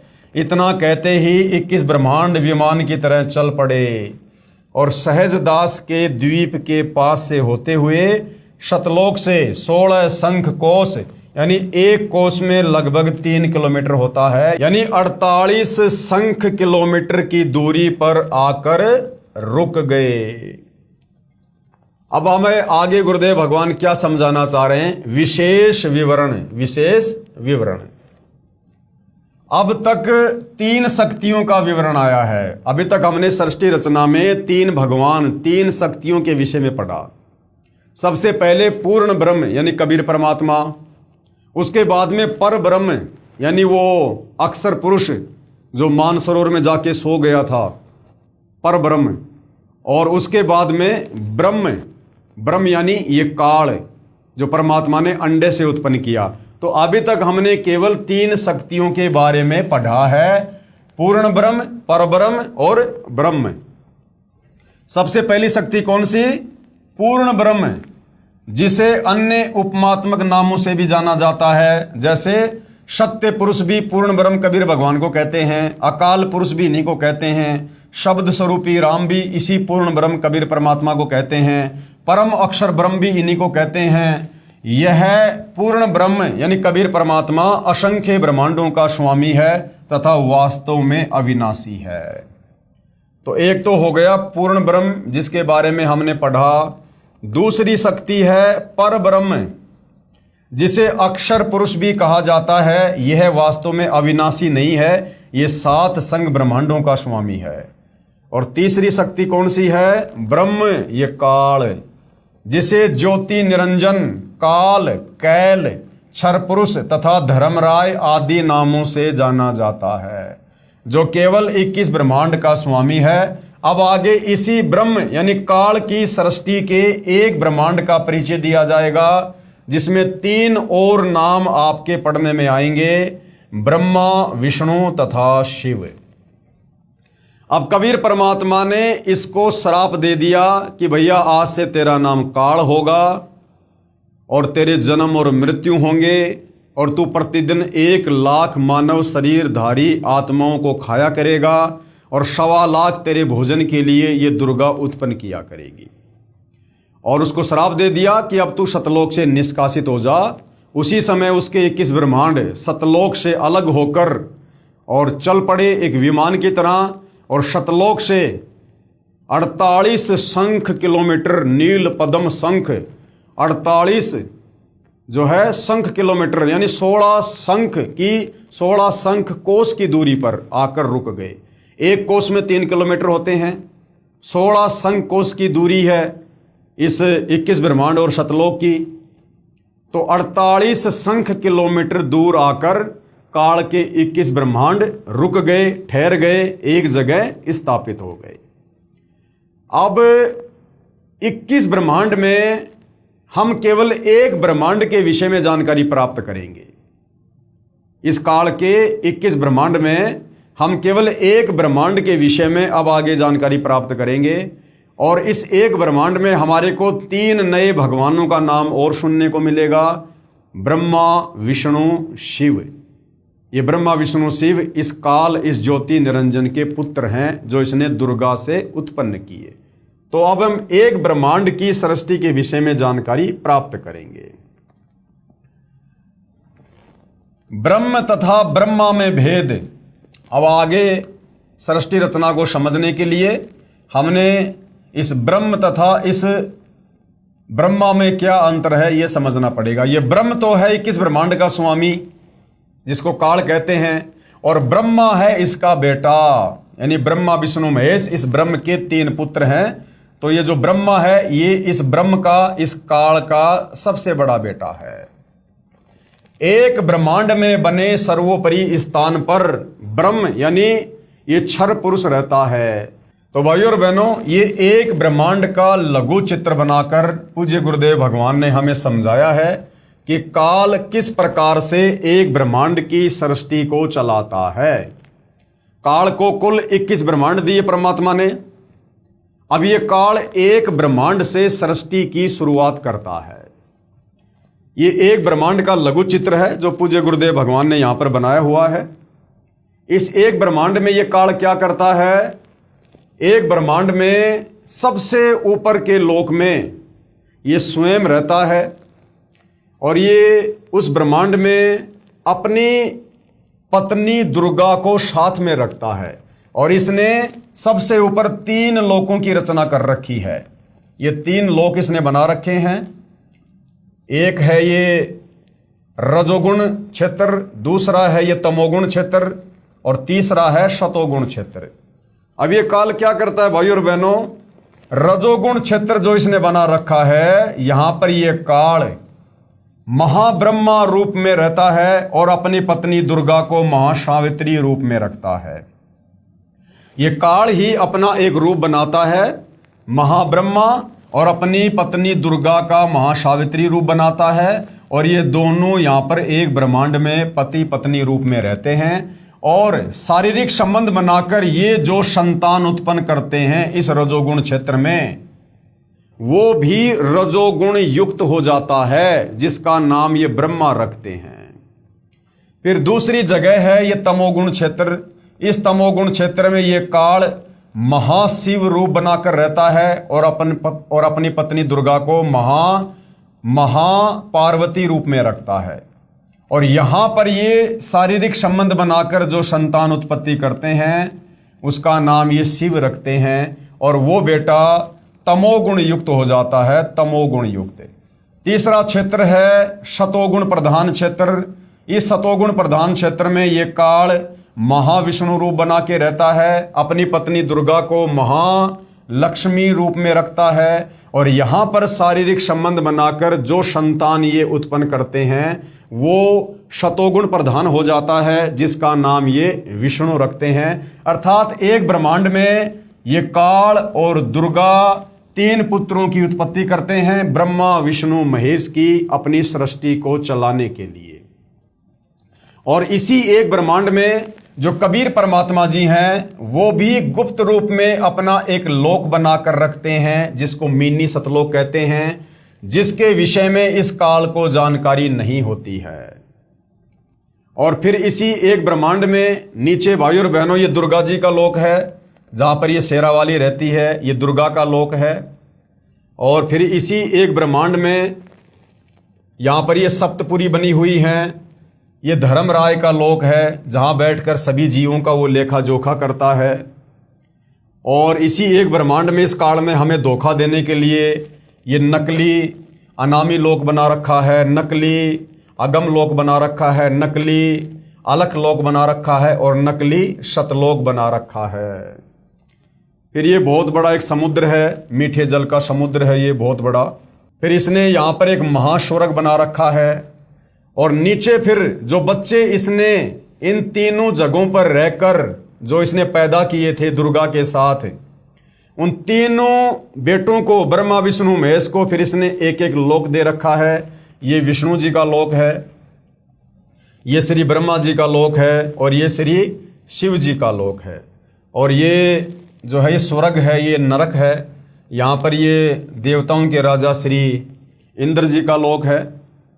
इस प्रकार यहाँ पर ये सूर्य है, ये पृथ्वी है, ये चंद्रमा है, और नीचे फिर ये और लोक हैं एक ब्रह्मांड में, ये वितल, महातल, अतल, सूतल, रसातल, पाताल लोक और ये तलातल, ये 7 लोक और हैं नीचे। तो एक ब्रह्मांड की ये रचना है जो इस काल बलि ने की हुई है अपनी इस सृष्टि को चलाने के लिए। अब हम आगे बढ़ते हैं भाइयों और बहनों। तो हमने कहाँ से चैप्टर शुरू किया था? ब्रह्म तथा ब्रह्मा में भेद, यानी ये ब्रह्म काल है और ब्रह्मा इसका बेटा है। एक ब्रह्मांड में बने सर्वोपरि स्थान पर ये काल ब्रह्म क्षर पुरुष स्वयं रहता है। एक ब्रह्मांड में बने सर्वोपरि स्थान पर ये काल पुरुष स्वयं 3 गुप्त स्थानों की रचना करके ब्रह्मा विष्णु तथा शिव रूप में रहता है, तथा अपनी पत्नी दुर्गा के सहयोग से 3 पुत्रों की उत्पत्ति करता है। उनके नाम भी ब्रह्मा विष्णु तथा शिव ही रखता है। जो ब्रह्म का पुत्र ब्रह्मा है वह एक ब्रह्मांड में केवल 3 लोकों में, यानी एक ब्रह्मांड में जो 3 लोक हैं, पृथ्वी लोक, स्वर्ग लोक, पाताल लोक, उनमें केवल एक रजोगुण विभाग का मंत्री यानी स्वामी है।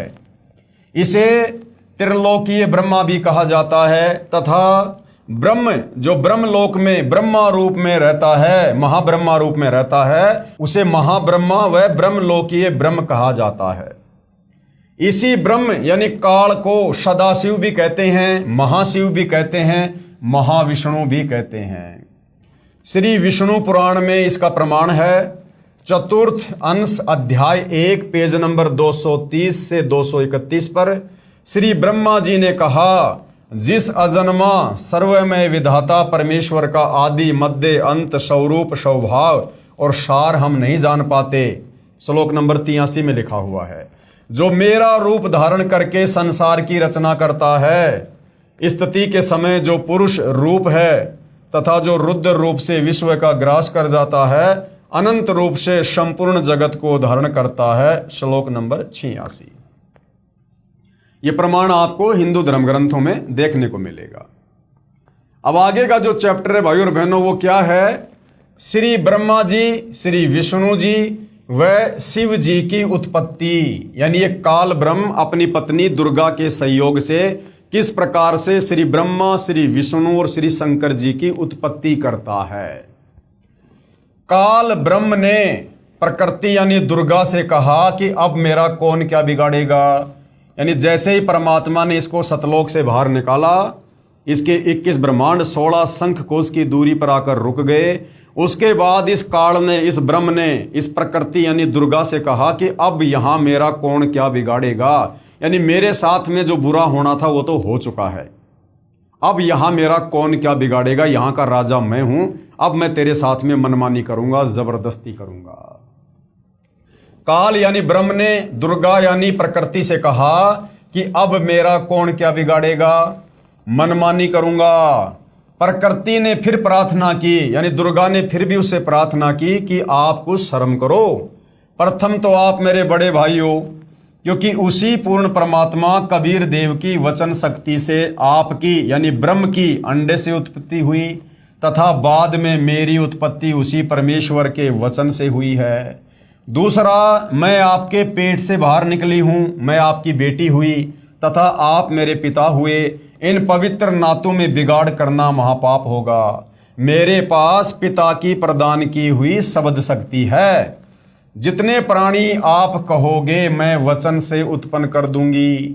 ज्योति निरंजन ने यानी काल ने दुर्गा की एक भी प्रार्थना नहीं सुनी, तथा कहा कि मुझे जो सजा मिलनी थी मिल गई, मुझे सतलोक से निष्कासित कर दिया है, अब मनमानी करूंगा।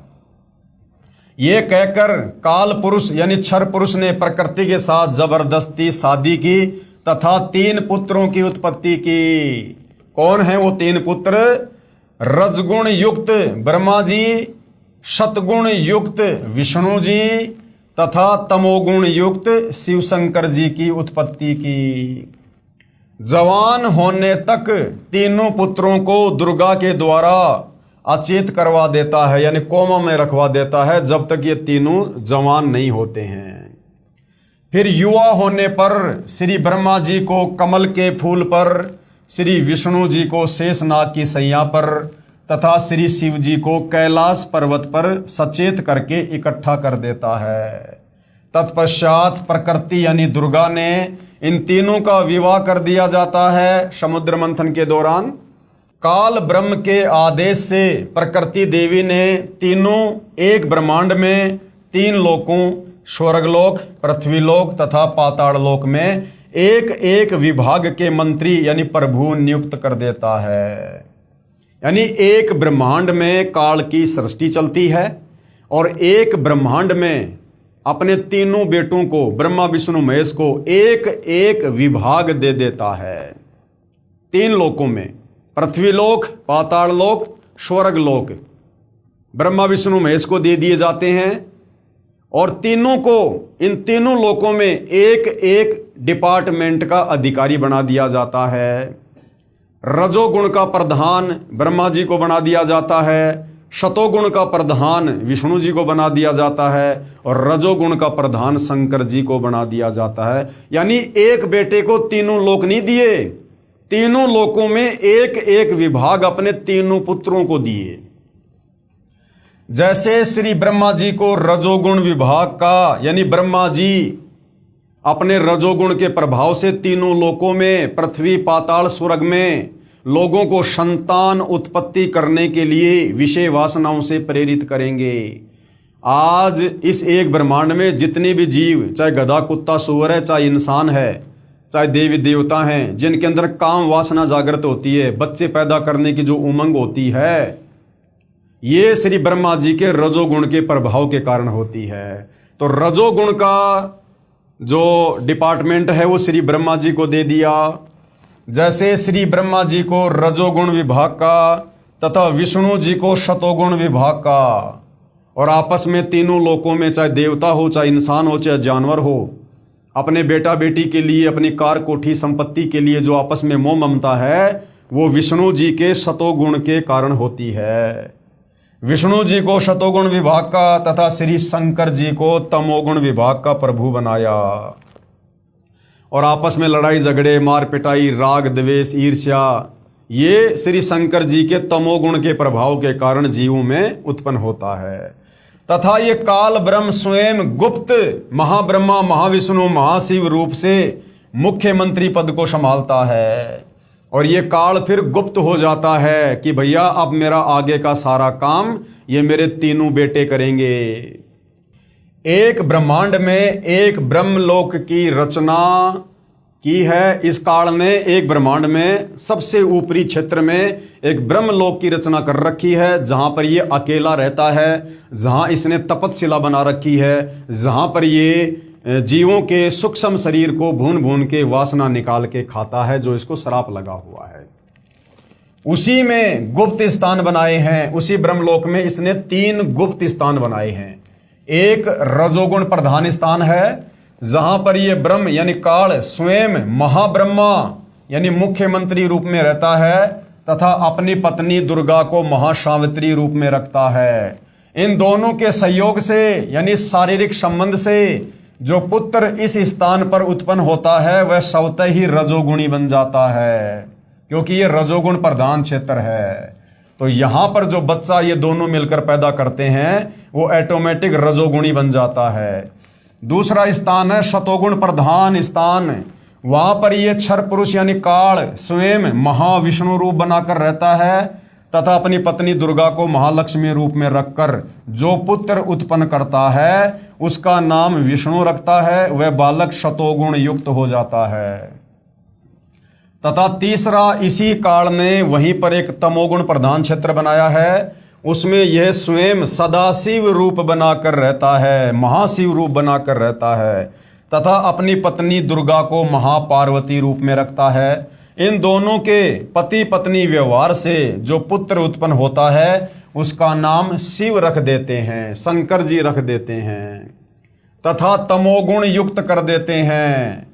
इसके प्रमाण के लिए देखिए पवित्र श्री शिव महापुराण विद्वेश्वर संहिता पेज नंबर 24 और 26, जिसमें ब्रह्मा, विष्णु, रुद्र तथा महेश्वर से अन्य सदाशिव है, तथा रुद्र संहिता अध्याय 6, 7, 9 पेज नंबर 100 से 105 तथा 110 पर अनुवाद करता है श्री हनुमान प्रसाद पोदार, गीता प्रेस गोरखपुर से प्रकाशित, तथा श्री मद्देवी महापुराण तीसरा स्कंद अध्याय 1 से 5 पेज नंबर 114 से 123 तक, गीता प्रेस गोरखपुर से प्रकाशित। अनुवादक हैं श्री हनुमान प्रसाद पोदार, चिमनलाल गोस्वामी। अब भाइयों और बहनों, जो सृष्टि रचना आप जी को यहां पर बताई जा रही है, अब इस सृष्टि रचना में बताई गई ये बातें कि ये काल ब्रह्म एक ब्रह्मांड में सबसे ऊपरी क्षेत्र पर ब्रह्मलोक में रहता है, और वहां इसने 3 गुप्त स्थान बना रखे हैं। जब इसने संतान उत्पत्ति करनी होती है, तो जो 3 प्रधान क्षेत्र इसने बना रखे हैं, एक रजोगुण प्रधान क्षेत्र, दूसरा सतोगुण प्रधान क्षेत्र, तीसरा तमोगुण प्रधान क्षेत्र। जब ये काल ब्रह्म संतान उत्पत्ति करता है, तो सर्वप्रथम ये रजोगुण प्रधान क्षेत्र में जाता है। वहां पर ये महा ब्रह्मा रूप धारण करता है, और अपनी पत्नी दुर्गा को मां सावित्री रूप में रखता है, और पति पत्नी व्यवहार करके जो संतान ये उत्पन्न करते हैं, उससे एक रजोगुणी पुत्र उत्पन्न होता है, जिसका नाम ये ब्रह्मा रखते हैं। इसी प्रकार शतोगुण प्रधान क्षेत्र में जाकर ये जो बच्चा उत्पन्न करते हैं, वो शतोगुणी हो जाता है, और तमोगुणी प्रधान क्षेत्र में जाकर जो ये संतान उत्पत्ति करते हैं, वो तमोगुणी हो जाता है। यानी ब्रह्मा विष्णु महेश की इस प्रकार से उत्पत्ति होती है। तो ब्रह्मा विष्णु महेश से न्यारा रहता है ये उन प्रधान क्षेत्रों में, जिसको हमारे शास्त्रों में सदाशिव भी कहा है, महाशिव भी कहा है। अब इसका प्रमाण हमारे हिंदू धर्म ग्रंथों में कहाँ है? इसके लिए भाई और बहनों छोटा सा सत्संग परम पूज्य परमेश्वर सतगुरु रामपाल जी के मुख कमल से सुनिएगा। एक बार श्री ब्रह्मा जी और श्री विष्णु जी का आपस में झगड़ा हो गया, युद्ध हो गया। किस बात पे? ब्रह्मा जी कहता मैं तेरा पिता, विष्णु जी कहता मैं तेरा बाप। लट्ठम लट्ठा युद्ध हो गया शुरू। तो इस काल ने, इनके पिता ने, जो कहता मैं इनसे अलग रहता हूं, ये गुप्त रहता है, इसने ऊपर से एक स्तंभ छोड़ दिया, पिलर, लिंग पिलर का सफेद, इनके दोनों के बीच में खड़ा कर दिया एकदम, और बहुत लंबा चौड़ा, ऊपर तक लंबाई बहुत ज्यादा उसकी। इन्हें युद्ध बंद कर दिया, उसका और छोर खोजन में लग गए। फिर ये स्वयं आ गया अपने पुत्र शिव का रूप धारण करके, शिव रूप में। फिर इनको ज्ञान देने लगा। तो क्या बताता देखिएगा, ये शिव पुराण विद्वेश्वर संहिता और संक्षिप्त शिव पुराण 24 पृष्ठ पर ये देखिएगा। इनका बीच में जो स्तंभ खड़ा किया उसने, ये चित्र बना रखा है ब्रह्मा और विष्णु जी के बीच। फिर इनके बाद ये आ गया, प्रकट हो गया, इनसे बातें करने लगा। यहाँ पर 25 पृष्ठ पे ब्रह्मा और विष्णु ने पूछा, प्रभु सृष्टि आदि 5 कृत्यों के लक्षण क्या है, यह हम दोनों को बताइए। भगवान शिव बोले, युग काल आ गया शिव रूप में, अपने पुत्र के रूप में। मेरे कर्तव्यों को समझना अत्यंत गहन है, तथापि मैं कृपा पूर्वक तुम्हें उनके विषय में बता रहा हूं। यहां देखना, अब 26 पृष्ठ पे ये क्या कहता है, पुत्रों तुम दोनों ने तपस्या करके प्रसन्न हुए मुझ परमेश्वर से सृष्टि तथा सतिथि नामक 2 कृत्य प्राप्त किए। ये तो दोनों हो गए, ब्रह्मा और विष्णु। फिर ये दोनों तुम्हें बहुत प्रिय हैं। इसी प्रकार मेरी विभूति स्वरूप रुद्र और महेश्वर ने, ये ने है मैंने, 2 अन्य उत्तम कर संहार और तिरोभाव मुझसे प्राप्त किए। अब से 2 गया, 2 थे ब्रह्मा विष्णु और 2 ये शंकर रुद्र और महेश्वर, 5वां यू बोलनिया जो शिव पुराण बोल रहा है। तो इससे क्या हो गया कि ये इनसे अलग है। ब्रह्मा विष्णु महेश, ये तीनों देवताओं में गुण है, ये इनसे न्यारा है। हो गया शिव पुराण से सिद्ध। ये 5वां अलग से है इनका पिता, चौथा। तो भाई और बहनों, आप जियों ने ये प्रमाण देख लिया है कि ब्रह्मा विष्णु महेश से न्यारा इनका पिता है ये काल ब्रह्म, जिसको सदाशिव भी कहते हैं, महाशिव भी कहते हैं।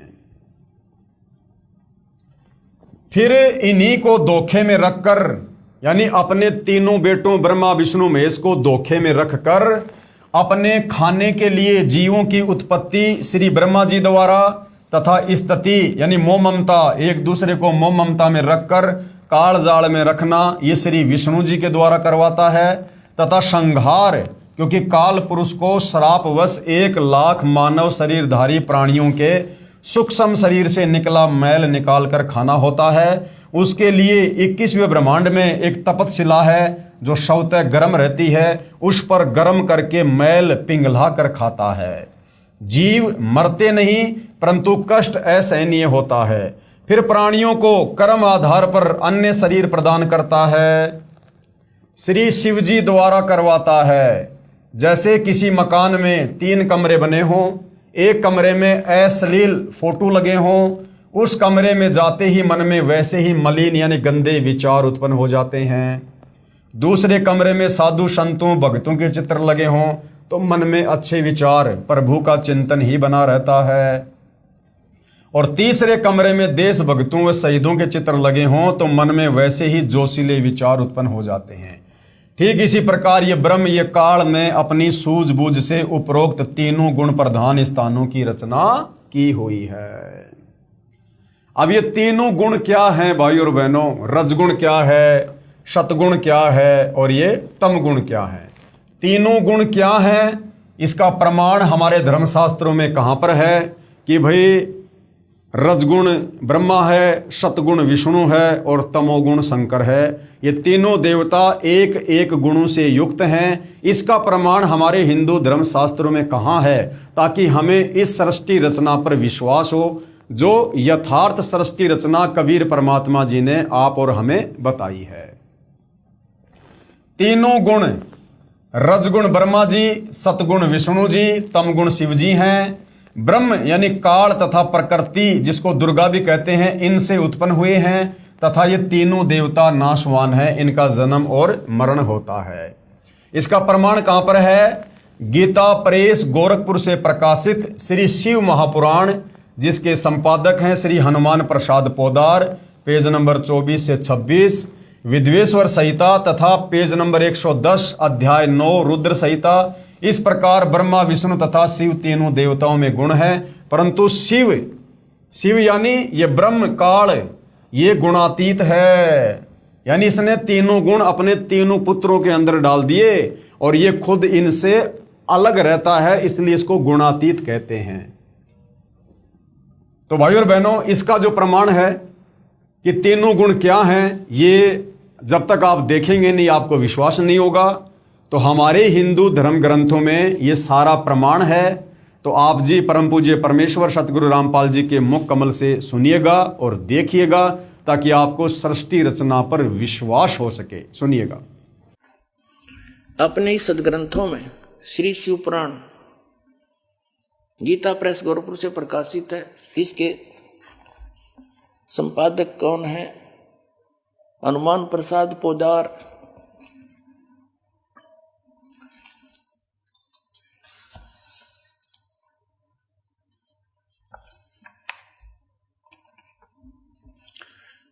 ये संक्षिप्त शिवपुराण रुद्र संहिता और संक्षिप्त शिवपुराण 110 पृष्ठ पर हम पढ़ रहे हैं। गीता प्रेस गोरखपुर से प्रकाशित, मोटा टाइप। इस प्रकार ब्रह्मा विष्णु और रुद्र इन तीन देवताओं में गुण हैं, यानी रजगुण ब्रह्मा, सतगुण विष्णु, तमगुण शिव। परंतु शिव गुणातीत माने गए हैं। वो शिव कौन है? ये इनका पिता है। ये वास्तविक रूप में नहीं आता, किसी कभी ब्रह्मा के रूप में आ जाता है, कहीं विष्णु के रूप में। शिव पुराण में ये शिव के रूप में आया, जिस कारण से इसकी महिमा अलग से बनाई। अब इस कंसेप्ट को और क्लियर करते हैं कि इनसे अलग है उनका पिता। उसके बाद भाइयों और बहनों, दूसरा प्रमाण गीता प्रेस गोरखपुर से प्रकाशित श्रीमद देवी भागवत पुराण, जिसके संपादक है श्री हनुमान प्रसाद पोदार, चिमनलाल गोस्वामी। इसका तीसरा स्कंद है, अध्याय 5 है, पेज नंबर 123 है। इसमें भगवान विष्णु ने दुर्गा की स्तुति की और कहा कि मैं विष्णु, ब्रह्मा तथा शंकर तुम्हारी कृपा से विद्यमान हैं, कि हम तो आप दुर्गा माता की कृपा से विद्यमान हैं तीनों देवता। हमारा तो आविर्भाव यानी जन्म होता है तथा तिरोभाव यानी मृत्यु होती है। ब्रह्मा विष्णु महेश अपनी माता दुर्गा से कह रहे हैं कि हम तो तुम्हारे से उत्पन्न हैं और हमारा तो जन्म और मृत्यु होती है। हम नित्य यानी अविनाशी नहीं है, तुम ही नित्य हो। यानी जितना ज्ञान ब्रह्मा विष्णु महेश को है, उस आधार से वो कह रहे हैं कि तुम ही नित्य हो, अविनाशी हो, जगत जननी हो, प्रकृति और सनातनी देवी हो। तब भगवान शंकर ने कहा, यदि भगवान ब्रह्मा तथा भगवान विष्णु तुम्ही से उत्पन्न हुए हैं, तो उसके बाद उत्पन्न होने वाला मैं तमोगुणी लीला करने वाला शंकर क्या तुम्हारी संतान नहीं हुआ? अर्थात मुझे भी उत्पन्न करने वाली तुम ही हो। इस संसार की सृष्टि स्थिति संहार में तुम्हारे गुण सदा सर्वदा हैं। इन्हीं तीनों गुणों से उत्पन्न हम ब्रह्मा विष्णु तथा शंकर नियमानुसार कार्य में तत्पर रहते हैं। अब भाई और बहनों, इसका प्रमाण हमारे धर्मशास्त्र में है, जिसका रेफरेंस आपको यहां पर दिया गया है। गीता प्रेस गोरखपुर से प्रकाशित श्रीमद देवी भागवत पुराण, इसमें साफ साफ लिखा हुआ है, ये तीनों देवता ब्रह्मा विष्णु महेश दुर्गा को अपनी माताजी कह रहे हैं और कह रहे हैं कि हम तो तुम्हारी आज्ञा से, तुम्हारी शक्ति से ये सारा कार्य कर रहे हैं और हम नित्य नहीं है, अविनाशी नहीं है, हमारा तो जन्म और मरण होता है। तो भाई और बहनों, एक बार ये प्रमाण भी आप जी पूज्य गुरुदेव सतगुरु रामपाल जी के मुख कमल से सुन लीजिएगा। अब देखिएगा, श्रीमद देवी भागवत यानी देवी पुराण गीता प्रेस गोरखपुर से प्रकाशित है। ये संपादक है हनुमान प्रसाद पोदार, चिमनलाल गोस्वामी। ये कहाँ से छपे हैं? प्रकाशक एवं मुद्रक है गीता प्रेस गोरखपुर, गोविंद भवन कार्यालय कोलकाता का संस्थान, ये यहाँ से छपा है। 123 पृष्ठ पे ये तीसरा स्कंद, यहाँ पर भगवान विष्णु अपनी माता दुर्गा की महिमा स्तुति कर रहे हैं। तुम शुद्ध स्वरूपा हो, यह सारा संसार तुम्ही से उद्भासित हो रहा है। मैं ब्रह्मा और शंकर हम सभी तुम्हारी कृपा से विद्यमान हैं। हमारा आविर्भाव जन्म, आविर्भाव माने जन्म, तिरोभाव माने मृत्यु हुआ करता है। केवल तुम ही नित्य हो, जगत जननी हो, प्रकृति और सनातनी देवी हो। प्रकृति दुर्गा को कहते हैं, ये स्पष्ट लिखा है। भगवान शंकर बोले, देवी यदि महाभाग विष्णु तुम्ही से प्रकट हुए हैं, उनके बाद उत्पन्न होने वाले ब्रह्मा भी तुम्हारी बालक हुए, फिर तमोगुणी लीला करने वाला शंकर क्या मैं तुम्हारी संतान नहीं हुआ? अर्थात मुझे भी उत्पन्न करने वाली तुम ही हो शिवे। संपूर्ण संसार की सृष्टि करने में तुम बड़ी चतुर हो। इस संसार की सृष्टि, स्थिति और संहार में तुम्हारे गुण सदा समर्थ हैं। उन्हीं तीनों गुणों से उत्पन्न हम ब्रह्मा, विष्णु एवं शंकर नियमानुसार कार्य में तत्पर रहते हैं। तो भाई और बहनों, ये आपने देख लिया है सारा प्रमाण, जिसमें कहा गया है कि हे मात ब्रह्मा, मैं तथा शिव यानी विष्णु अपनी माता की स्तुति कर रहा है दुर्गा की, और कह रहा कि हे माता ब्रह्मा, मैं यानी विष्णु तथा शिव तुम्हारे ही प्रभाव से जन्मवान हैं। हम नित्य नहीं है यानी अविनाशी नहीं है, अर्थात हम अविनाशी नहीं है। फिर अन्य इंद्रादि दूसरे देवता किस प्रकार नित्य हो सकते हैं? कि माताजी, जब हम ब्रह्मा विष्णु महेश ही जन्म और मर रहे हैं, अविनाशी नहीं है, तो हमारे नीचे फिर ये 33 करोड़ देवी देवता, ये देवताओं का राजा इंद्र, फिर ये कैसे अविनाशी हो सकता है? तुम ही अविनाशी हो, प्रकृति तथा सनातनी देवी हो। पेज नंबर 11-12 अध्याय 5 श्लोक 8। यदि दया द्रमना न सदा अंबिके कथा अहम भीत च तमोगुण कमल जय रजोगुण संभव सुविहित किमु शतोगुण हरि। जो अभी आप जियों ने पढ़ा गुरुदेव भगवान के मुख कमल से। भगवान शंकर बोले, हे माता, यदि हमारे ऊपर आप दया युक्त हो तो मुझे तमोगुण क्यों बना दिया? और कमल से उत्पन्न ब्रह्मा को रजोगुण किस लिए बनाया तथा विष्णु को शतोगुण क्यों बना दिया? अर्थात हम तीनों देवताओं को एक एक गुण युक्त करके हमें भयंकर रोगी क्यों बना दिया? हमें ऐसे भयंकर कार्य में क्यों लगा दिया? यदि आप वास्तव में हमारे ऊपर प्रसन्न हो तो। अर्थात जीवों के जन्म मरण रूपी दुष्कर्म में क्यों लगाया? लेकिन भाई और बहनों, दुर्गा की मजबूरी हो गई, क्योंकि दुर्गा ने सतलोक में गलती की। अपने परमपिता परमात्मा से आस्था हटाकर इस काल पर आस्था लगा ली जब ये तप कर रहा था, और सबसे पहले इसने हाथ खड़ा कर दिया 21 ब्रह्मांड में आने के लिए। और उसके बाद काल अब इसका मिसयूज कर रहा है अपने भोजन के लिए। इस काल ने दुर्गा को डरा रखा है, यदि तूने मेरे विषय में अगर जानकारी मेरे तीनों पुत्रों को दे दी तो मेरे से बुरा कोई नहीं। तो अब ये दुर्गा भी डरती हुई अपने तीनों पुत्रों को कुछ नहीं बताती है। इसलिए दुर्गा की मजबूरी हो गई अपने तीनों बच्चों को सृष्टि रचना के विषय में जो है अंधकार में रखने की। तो ये तीनों देवता कह रहे हैं कि माता जी, यदि आप हमारी माँ हो, हमारे ऊपर प्रसन्न हो, आप हमसे प्यार करती हो, तो हमें एक एक गुण युक्त करके, यानी ब्रह्मा जी को रजोगुणी बना दिया, विष्णु जी को शतोगुणी बना दिया, शंकर को तमोगुणी बना दिया, हमें ऐसे भयंकर कार्य में क्यों लगा दिया यदि आप हमसे प्रेम करती हो तो। लेकिन भाई और बहनों, दुर्गा की मजबूरी, अगर काल की आज्ञा ना माने तो फिर काल इसको भी चैन से नहीं जीने दे। श्लोक नंबर 12 ये संस्कृत भाषा में लिखा हुआ है, इसका हिंदी अनुवाद है, अपने पति यानी पुरुष अर्थात काल भगवान के साथ सदा भोग विलास करती रहती हो, आपकी गति कोई नहीं जानता। निष्कर्ष, उपरोक्त प्रमाणों से प्रमाणित हुआ कि रजगुण ब्रह्मा, शतगुण विष्णु तथा तमगुण शिव है। ये तीनों नाशवान है, अर्थात जन्म और मरण में है तीनों देवता। और दुर्गा का पति ब्रह्म, जिसको काल कहते हैं, यह उसके साथ भोग विलास करता है। यह भी सिद्ध हुआ कि दुर्गा तथा ब्रह्म यानी काल भी साकार हैं, निराकार नहीं हैं। अब भाई और बहनों, आगे का जो चैप्टर है उस चैप्टर में लिखा है कि ये जो ब्रह्म है, जो काल है, काल की अव्यक्त रहने की प्रतिज्ञा। इस काल ने उसके बाद जब इसने दुर्गा के साथ में पति पत्नी व्यवहार करके अपने ऊपर के तीनों गुप्त स्थानों पर जब इसने 3 पुत्रों की उत्पत्ति कर दी, तीनों पुत्रों को एक एक गुण से युक्त कर दिया, उसके बाद भाई और बहनों इस काल ने अव्यक्त रहने की प्रतिज्ञा की। अव्यक्त यानी मैं किसी को कभी दर्शन नहीं दूंगा, अपने वास्तविक काल रूप में मैं किसी को दर्शन नहीं दूंगा।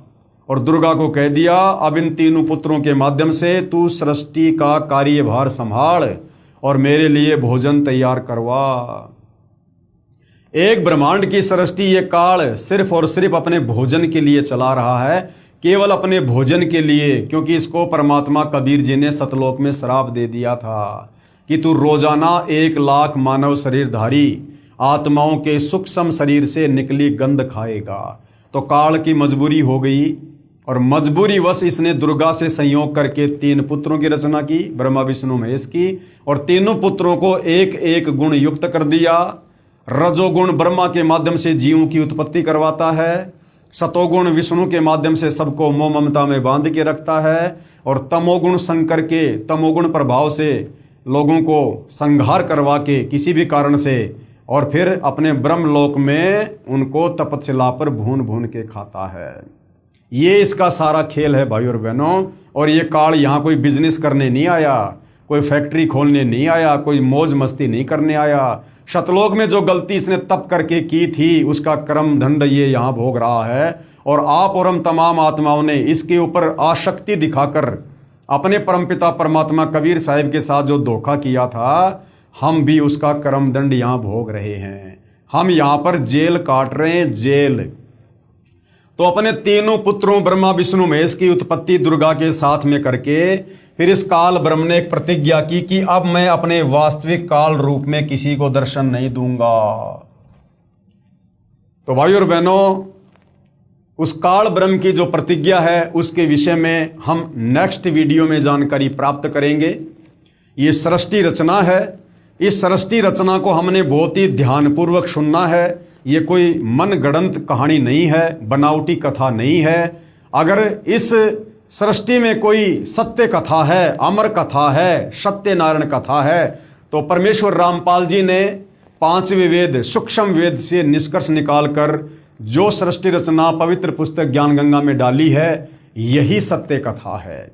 और इस कथा को बार बार सुनने से, बार बार सुनने से, देखने से आप और हमें सर्व धर्म शास्त्रों से प्रमाण देख देख कर ये सत्य कथा हमें सत्य प्रतीत होने लगेगी। क्योंकि भाई और बहनों, ये काल का लोक है। यहाँ पर अगर झूठ को 100 बार बोल दिया जाए तो झूठ भी सत्य लगने लगती है, और सत्य तो सत होता ही है। सच को अगर बार बार सुना जाए तो सच अपनी ऐसी जगह बना लेगी जिसके ऊपर झूठ कभी अपना असर नहीं कर सकती। तो भाई और बहनों, मैं आपसे प्रार्थना करूंगा, इस पवित्र पुस्तक ज्ञान गंगा के माध्यम से जो आप सृष्टि रचना देख रहे हैं, समझ रहे हैं, साथ में आपके लिए बहुत जरूरी है कि आप YouTube पर जाकर सर्च करें सृष्टि रचना सतगुरु रामपाल जी। सतगुरु रामपाल जी के मुख कमल से इसी सृष्टि रचना को आप जी कम से कम 2-4 बार लगातार सुनिएगा। बार बार सुनने से, सारे प्रमाण देखने से आपको दृढ़ विश्वास हो जाएगा। उसके बाद आप आगे का अध्यात्म यानी जो ये आध्यात्मिक मार्ग है, भक्ति मार्ग है, आप इसको बखूबी समझ पाएंगे। तो आज के वीडियो में सृष्टि रचना के अंतर्गत हम केवल यहीं तक लेंगे। कल के वीडियो में गुरुदेव भगवान के आशीर्वाद से तीनों पुत्रों की उत्पत्ति करके फिर काल ने जो अपनी प्रतिज्ञा की थी अव्यक्त रहने की। अव्यक्त का मतलब होता है वो साकार है लेकिन किसी के सामने नहीं आता, उसको कहते हैं अव्यक्त।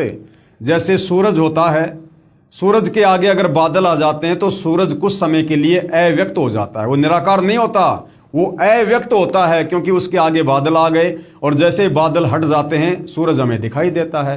तो इसी प्रकार ये जो काल ब्रह्म है ये निराकार नहीं है, ये अव्यक्त रहता है। इसको डर है, यदि मेरे विषय में किसी को पता चल गया, यदि मेरे वास्तविक रूप को किसी ने देख लिया तो वो यहाँ पर जी नहीं सकता, यहाँ पर रह नहीं सकता वो।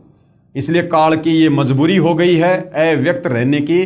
तो क्या इसकी प्रतिज्ञा थी, क्यों इसने प्रतिज्ञा की, उसके बाद सारा काम ये किसके माध्यम से आगे संचालित करवा रहा है। ब्रह्मा विष्णु महेश को इसने केवल मोहरा बना रखा है, आप और हम सभी जीवों को अपने भोजन के लिए बलि का बकरा बना रखा है। तो आगे की सृष्टि रचना में हम विस्तार से जानकारी प्राप्त करेंगे। तब तक पूज्य गुरुदेव भगवान हम सबको आज्ञा दें, आशीर्वाद दें, सद्बुद्धि दें, हमारा मार्गदर्शन करें। बंदी छोड़ सतगुरु रामपाल जी परमेश्वर जी की जय हो।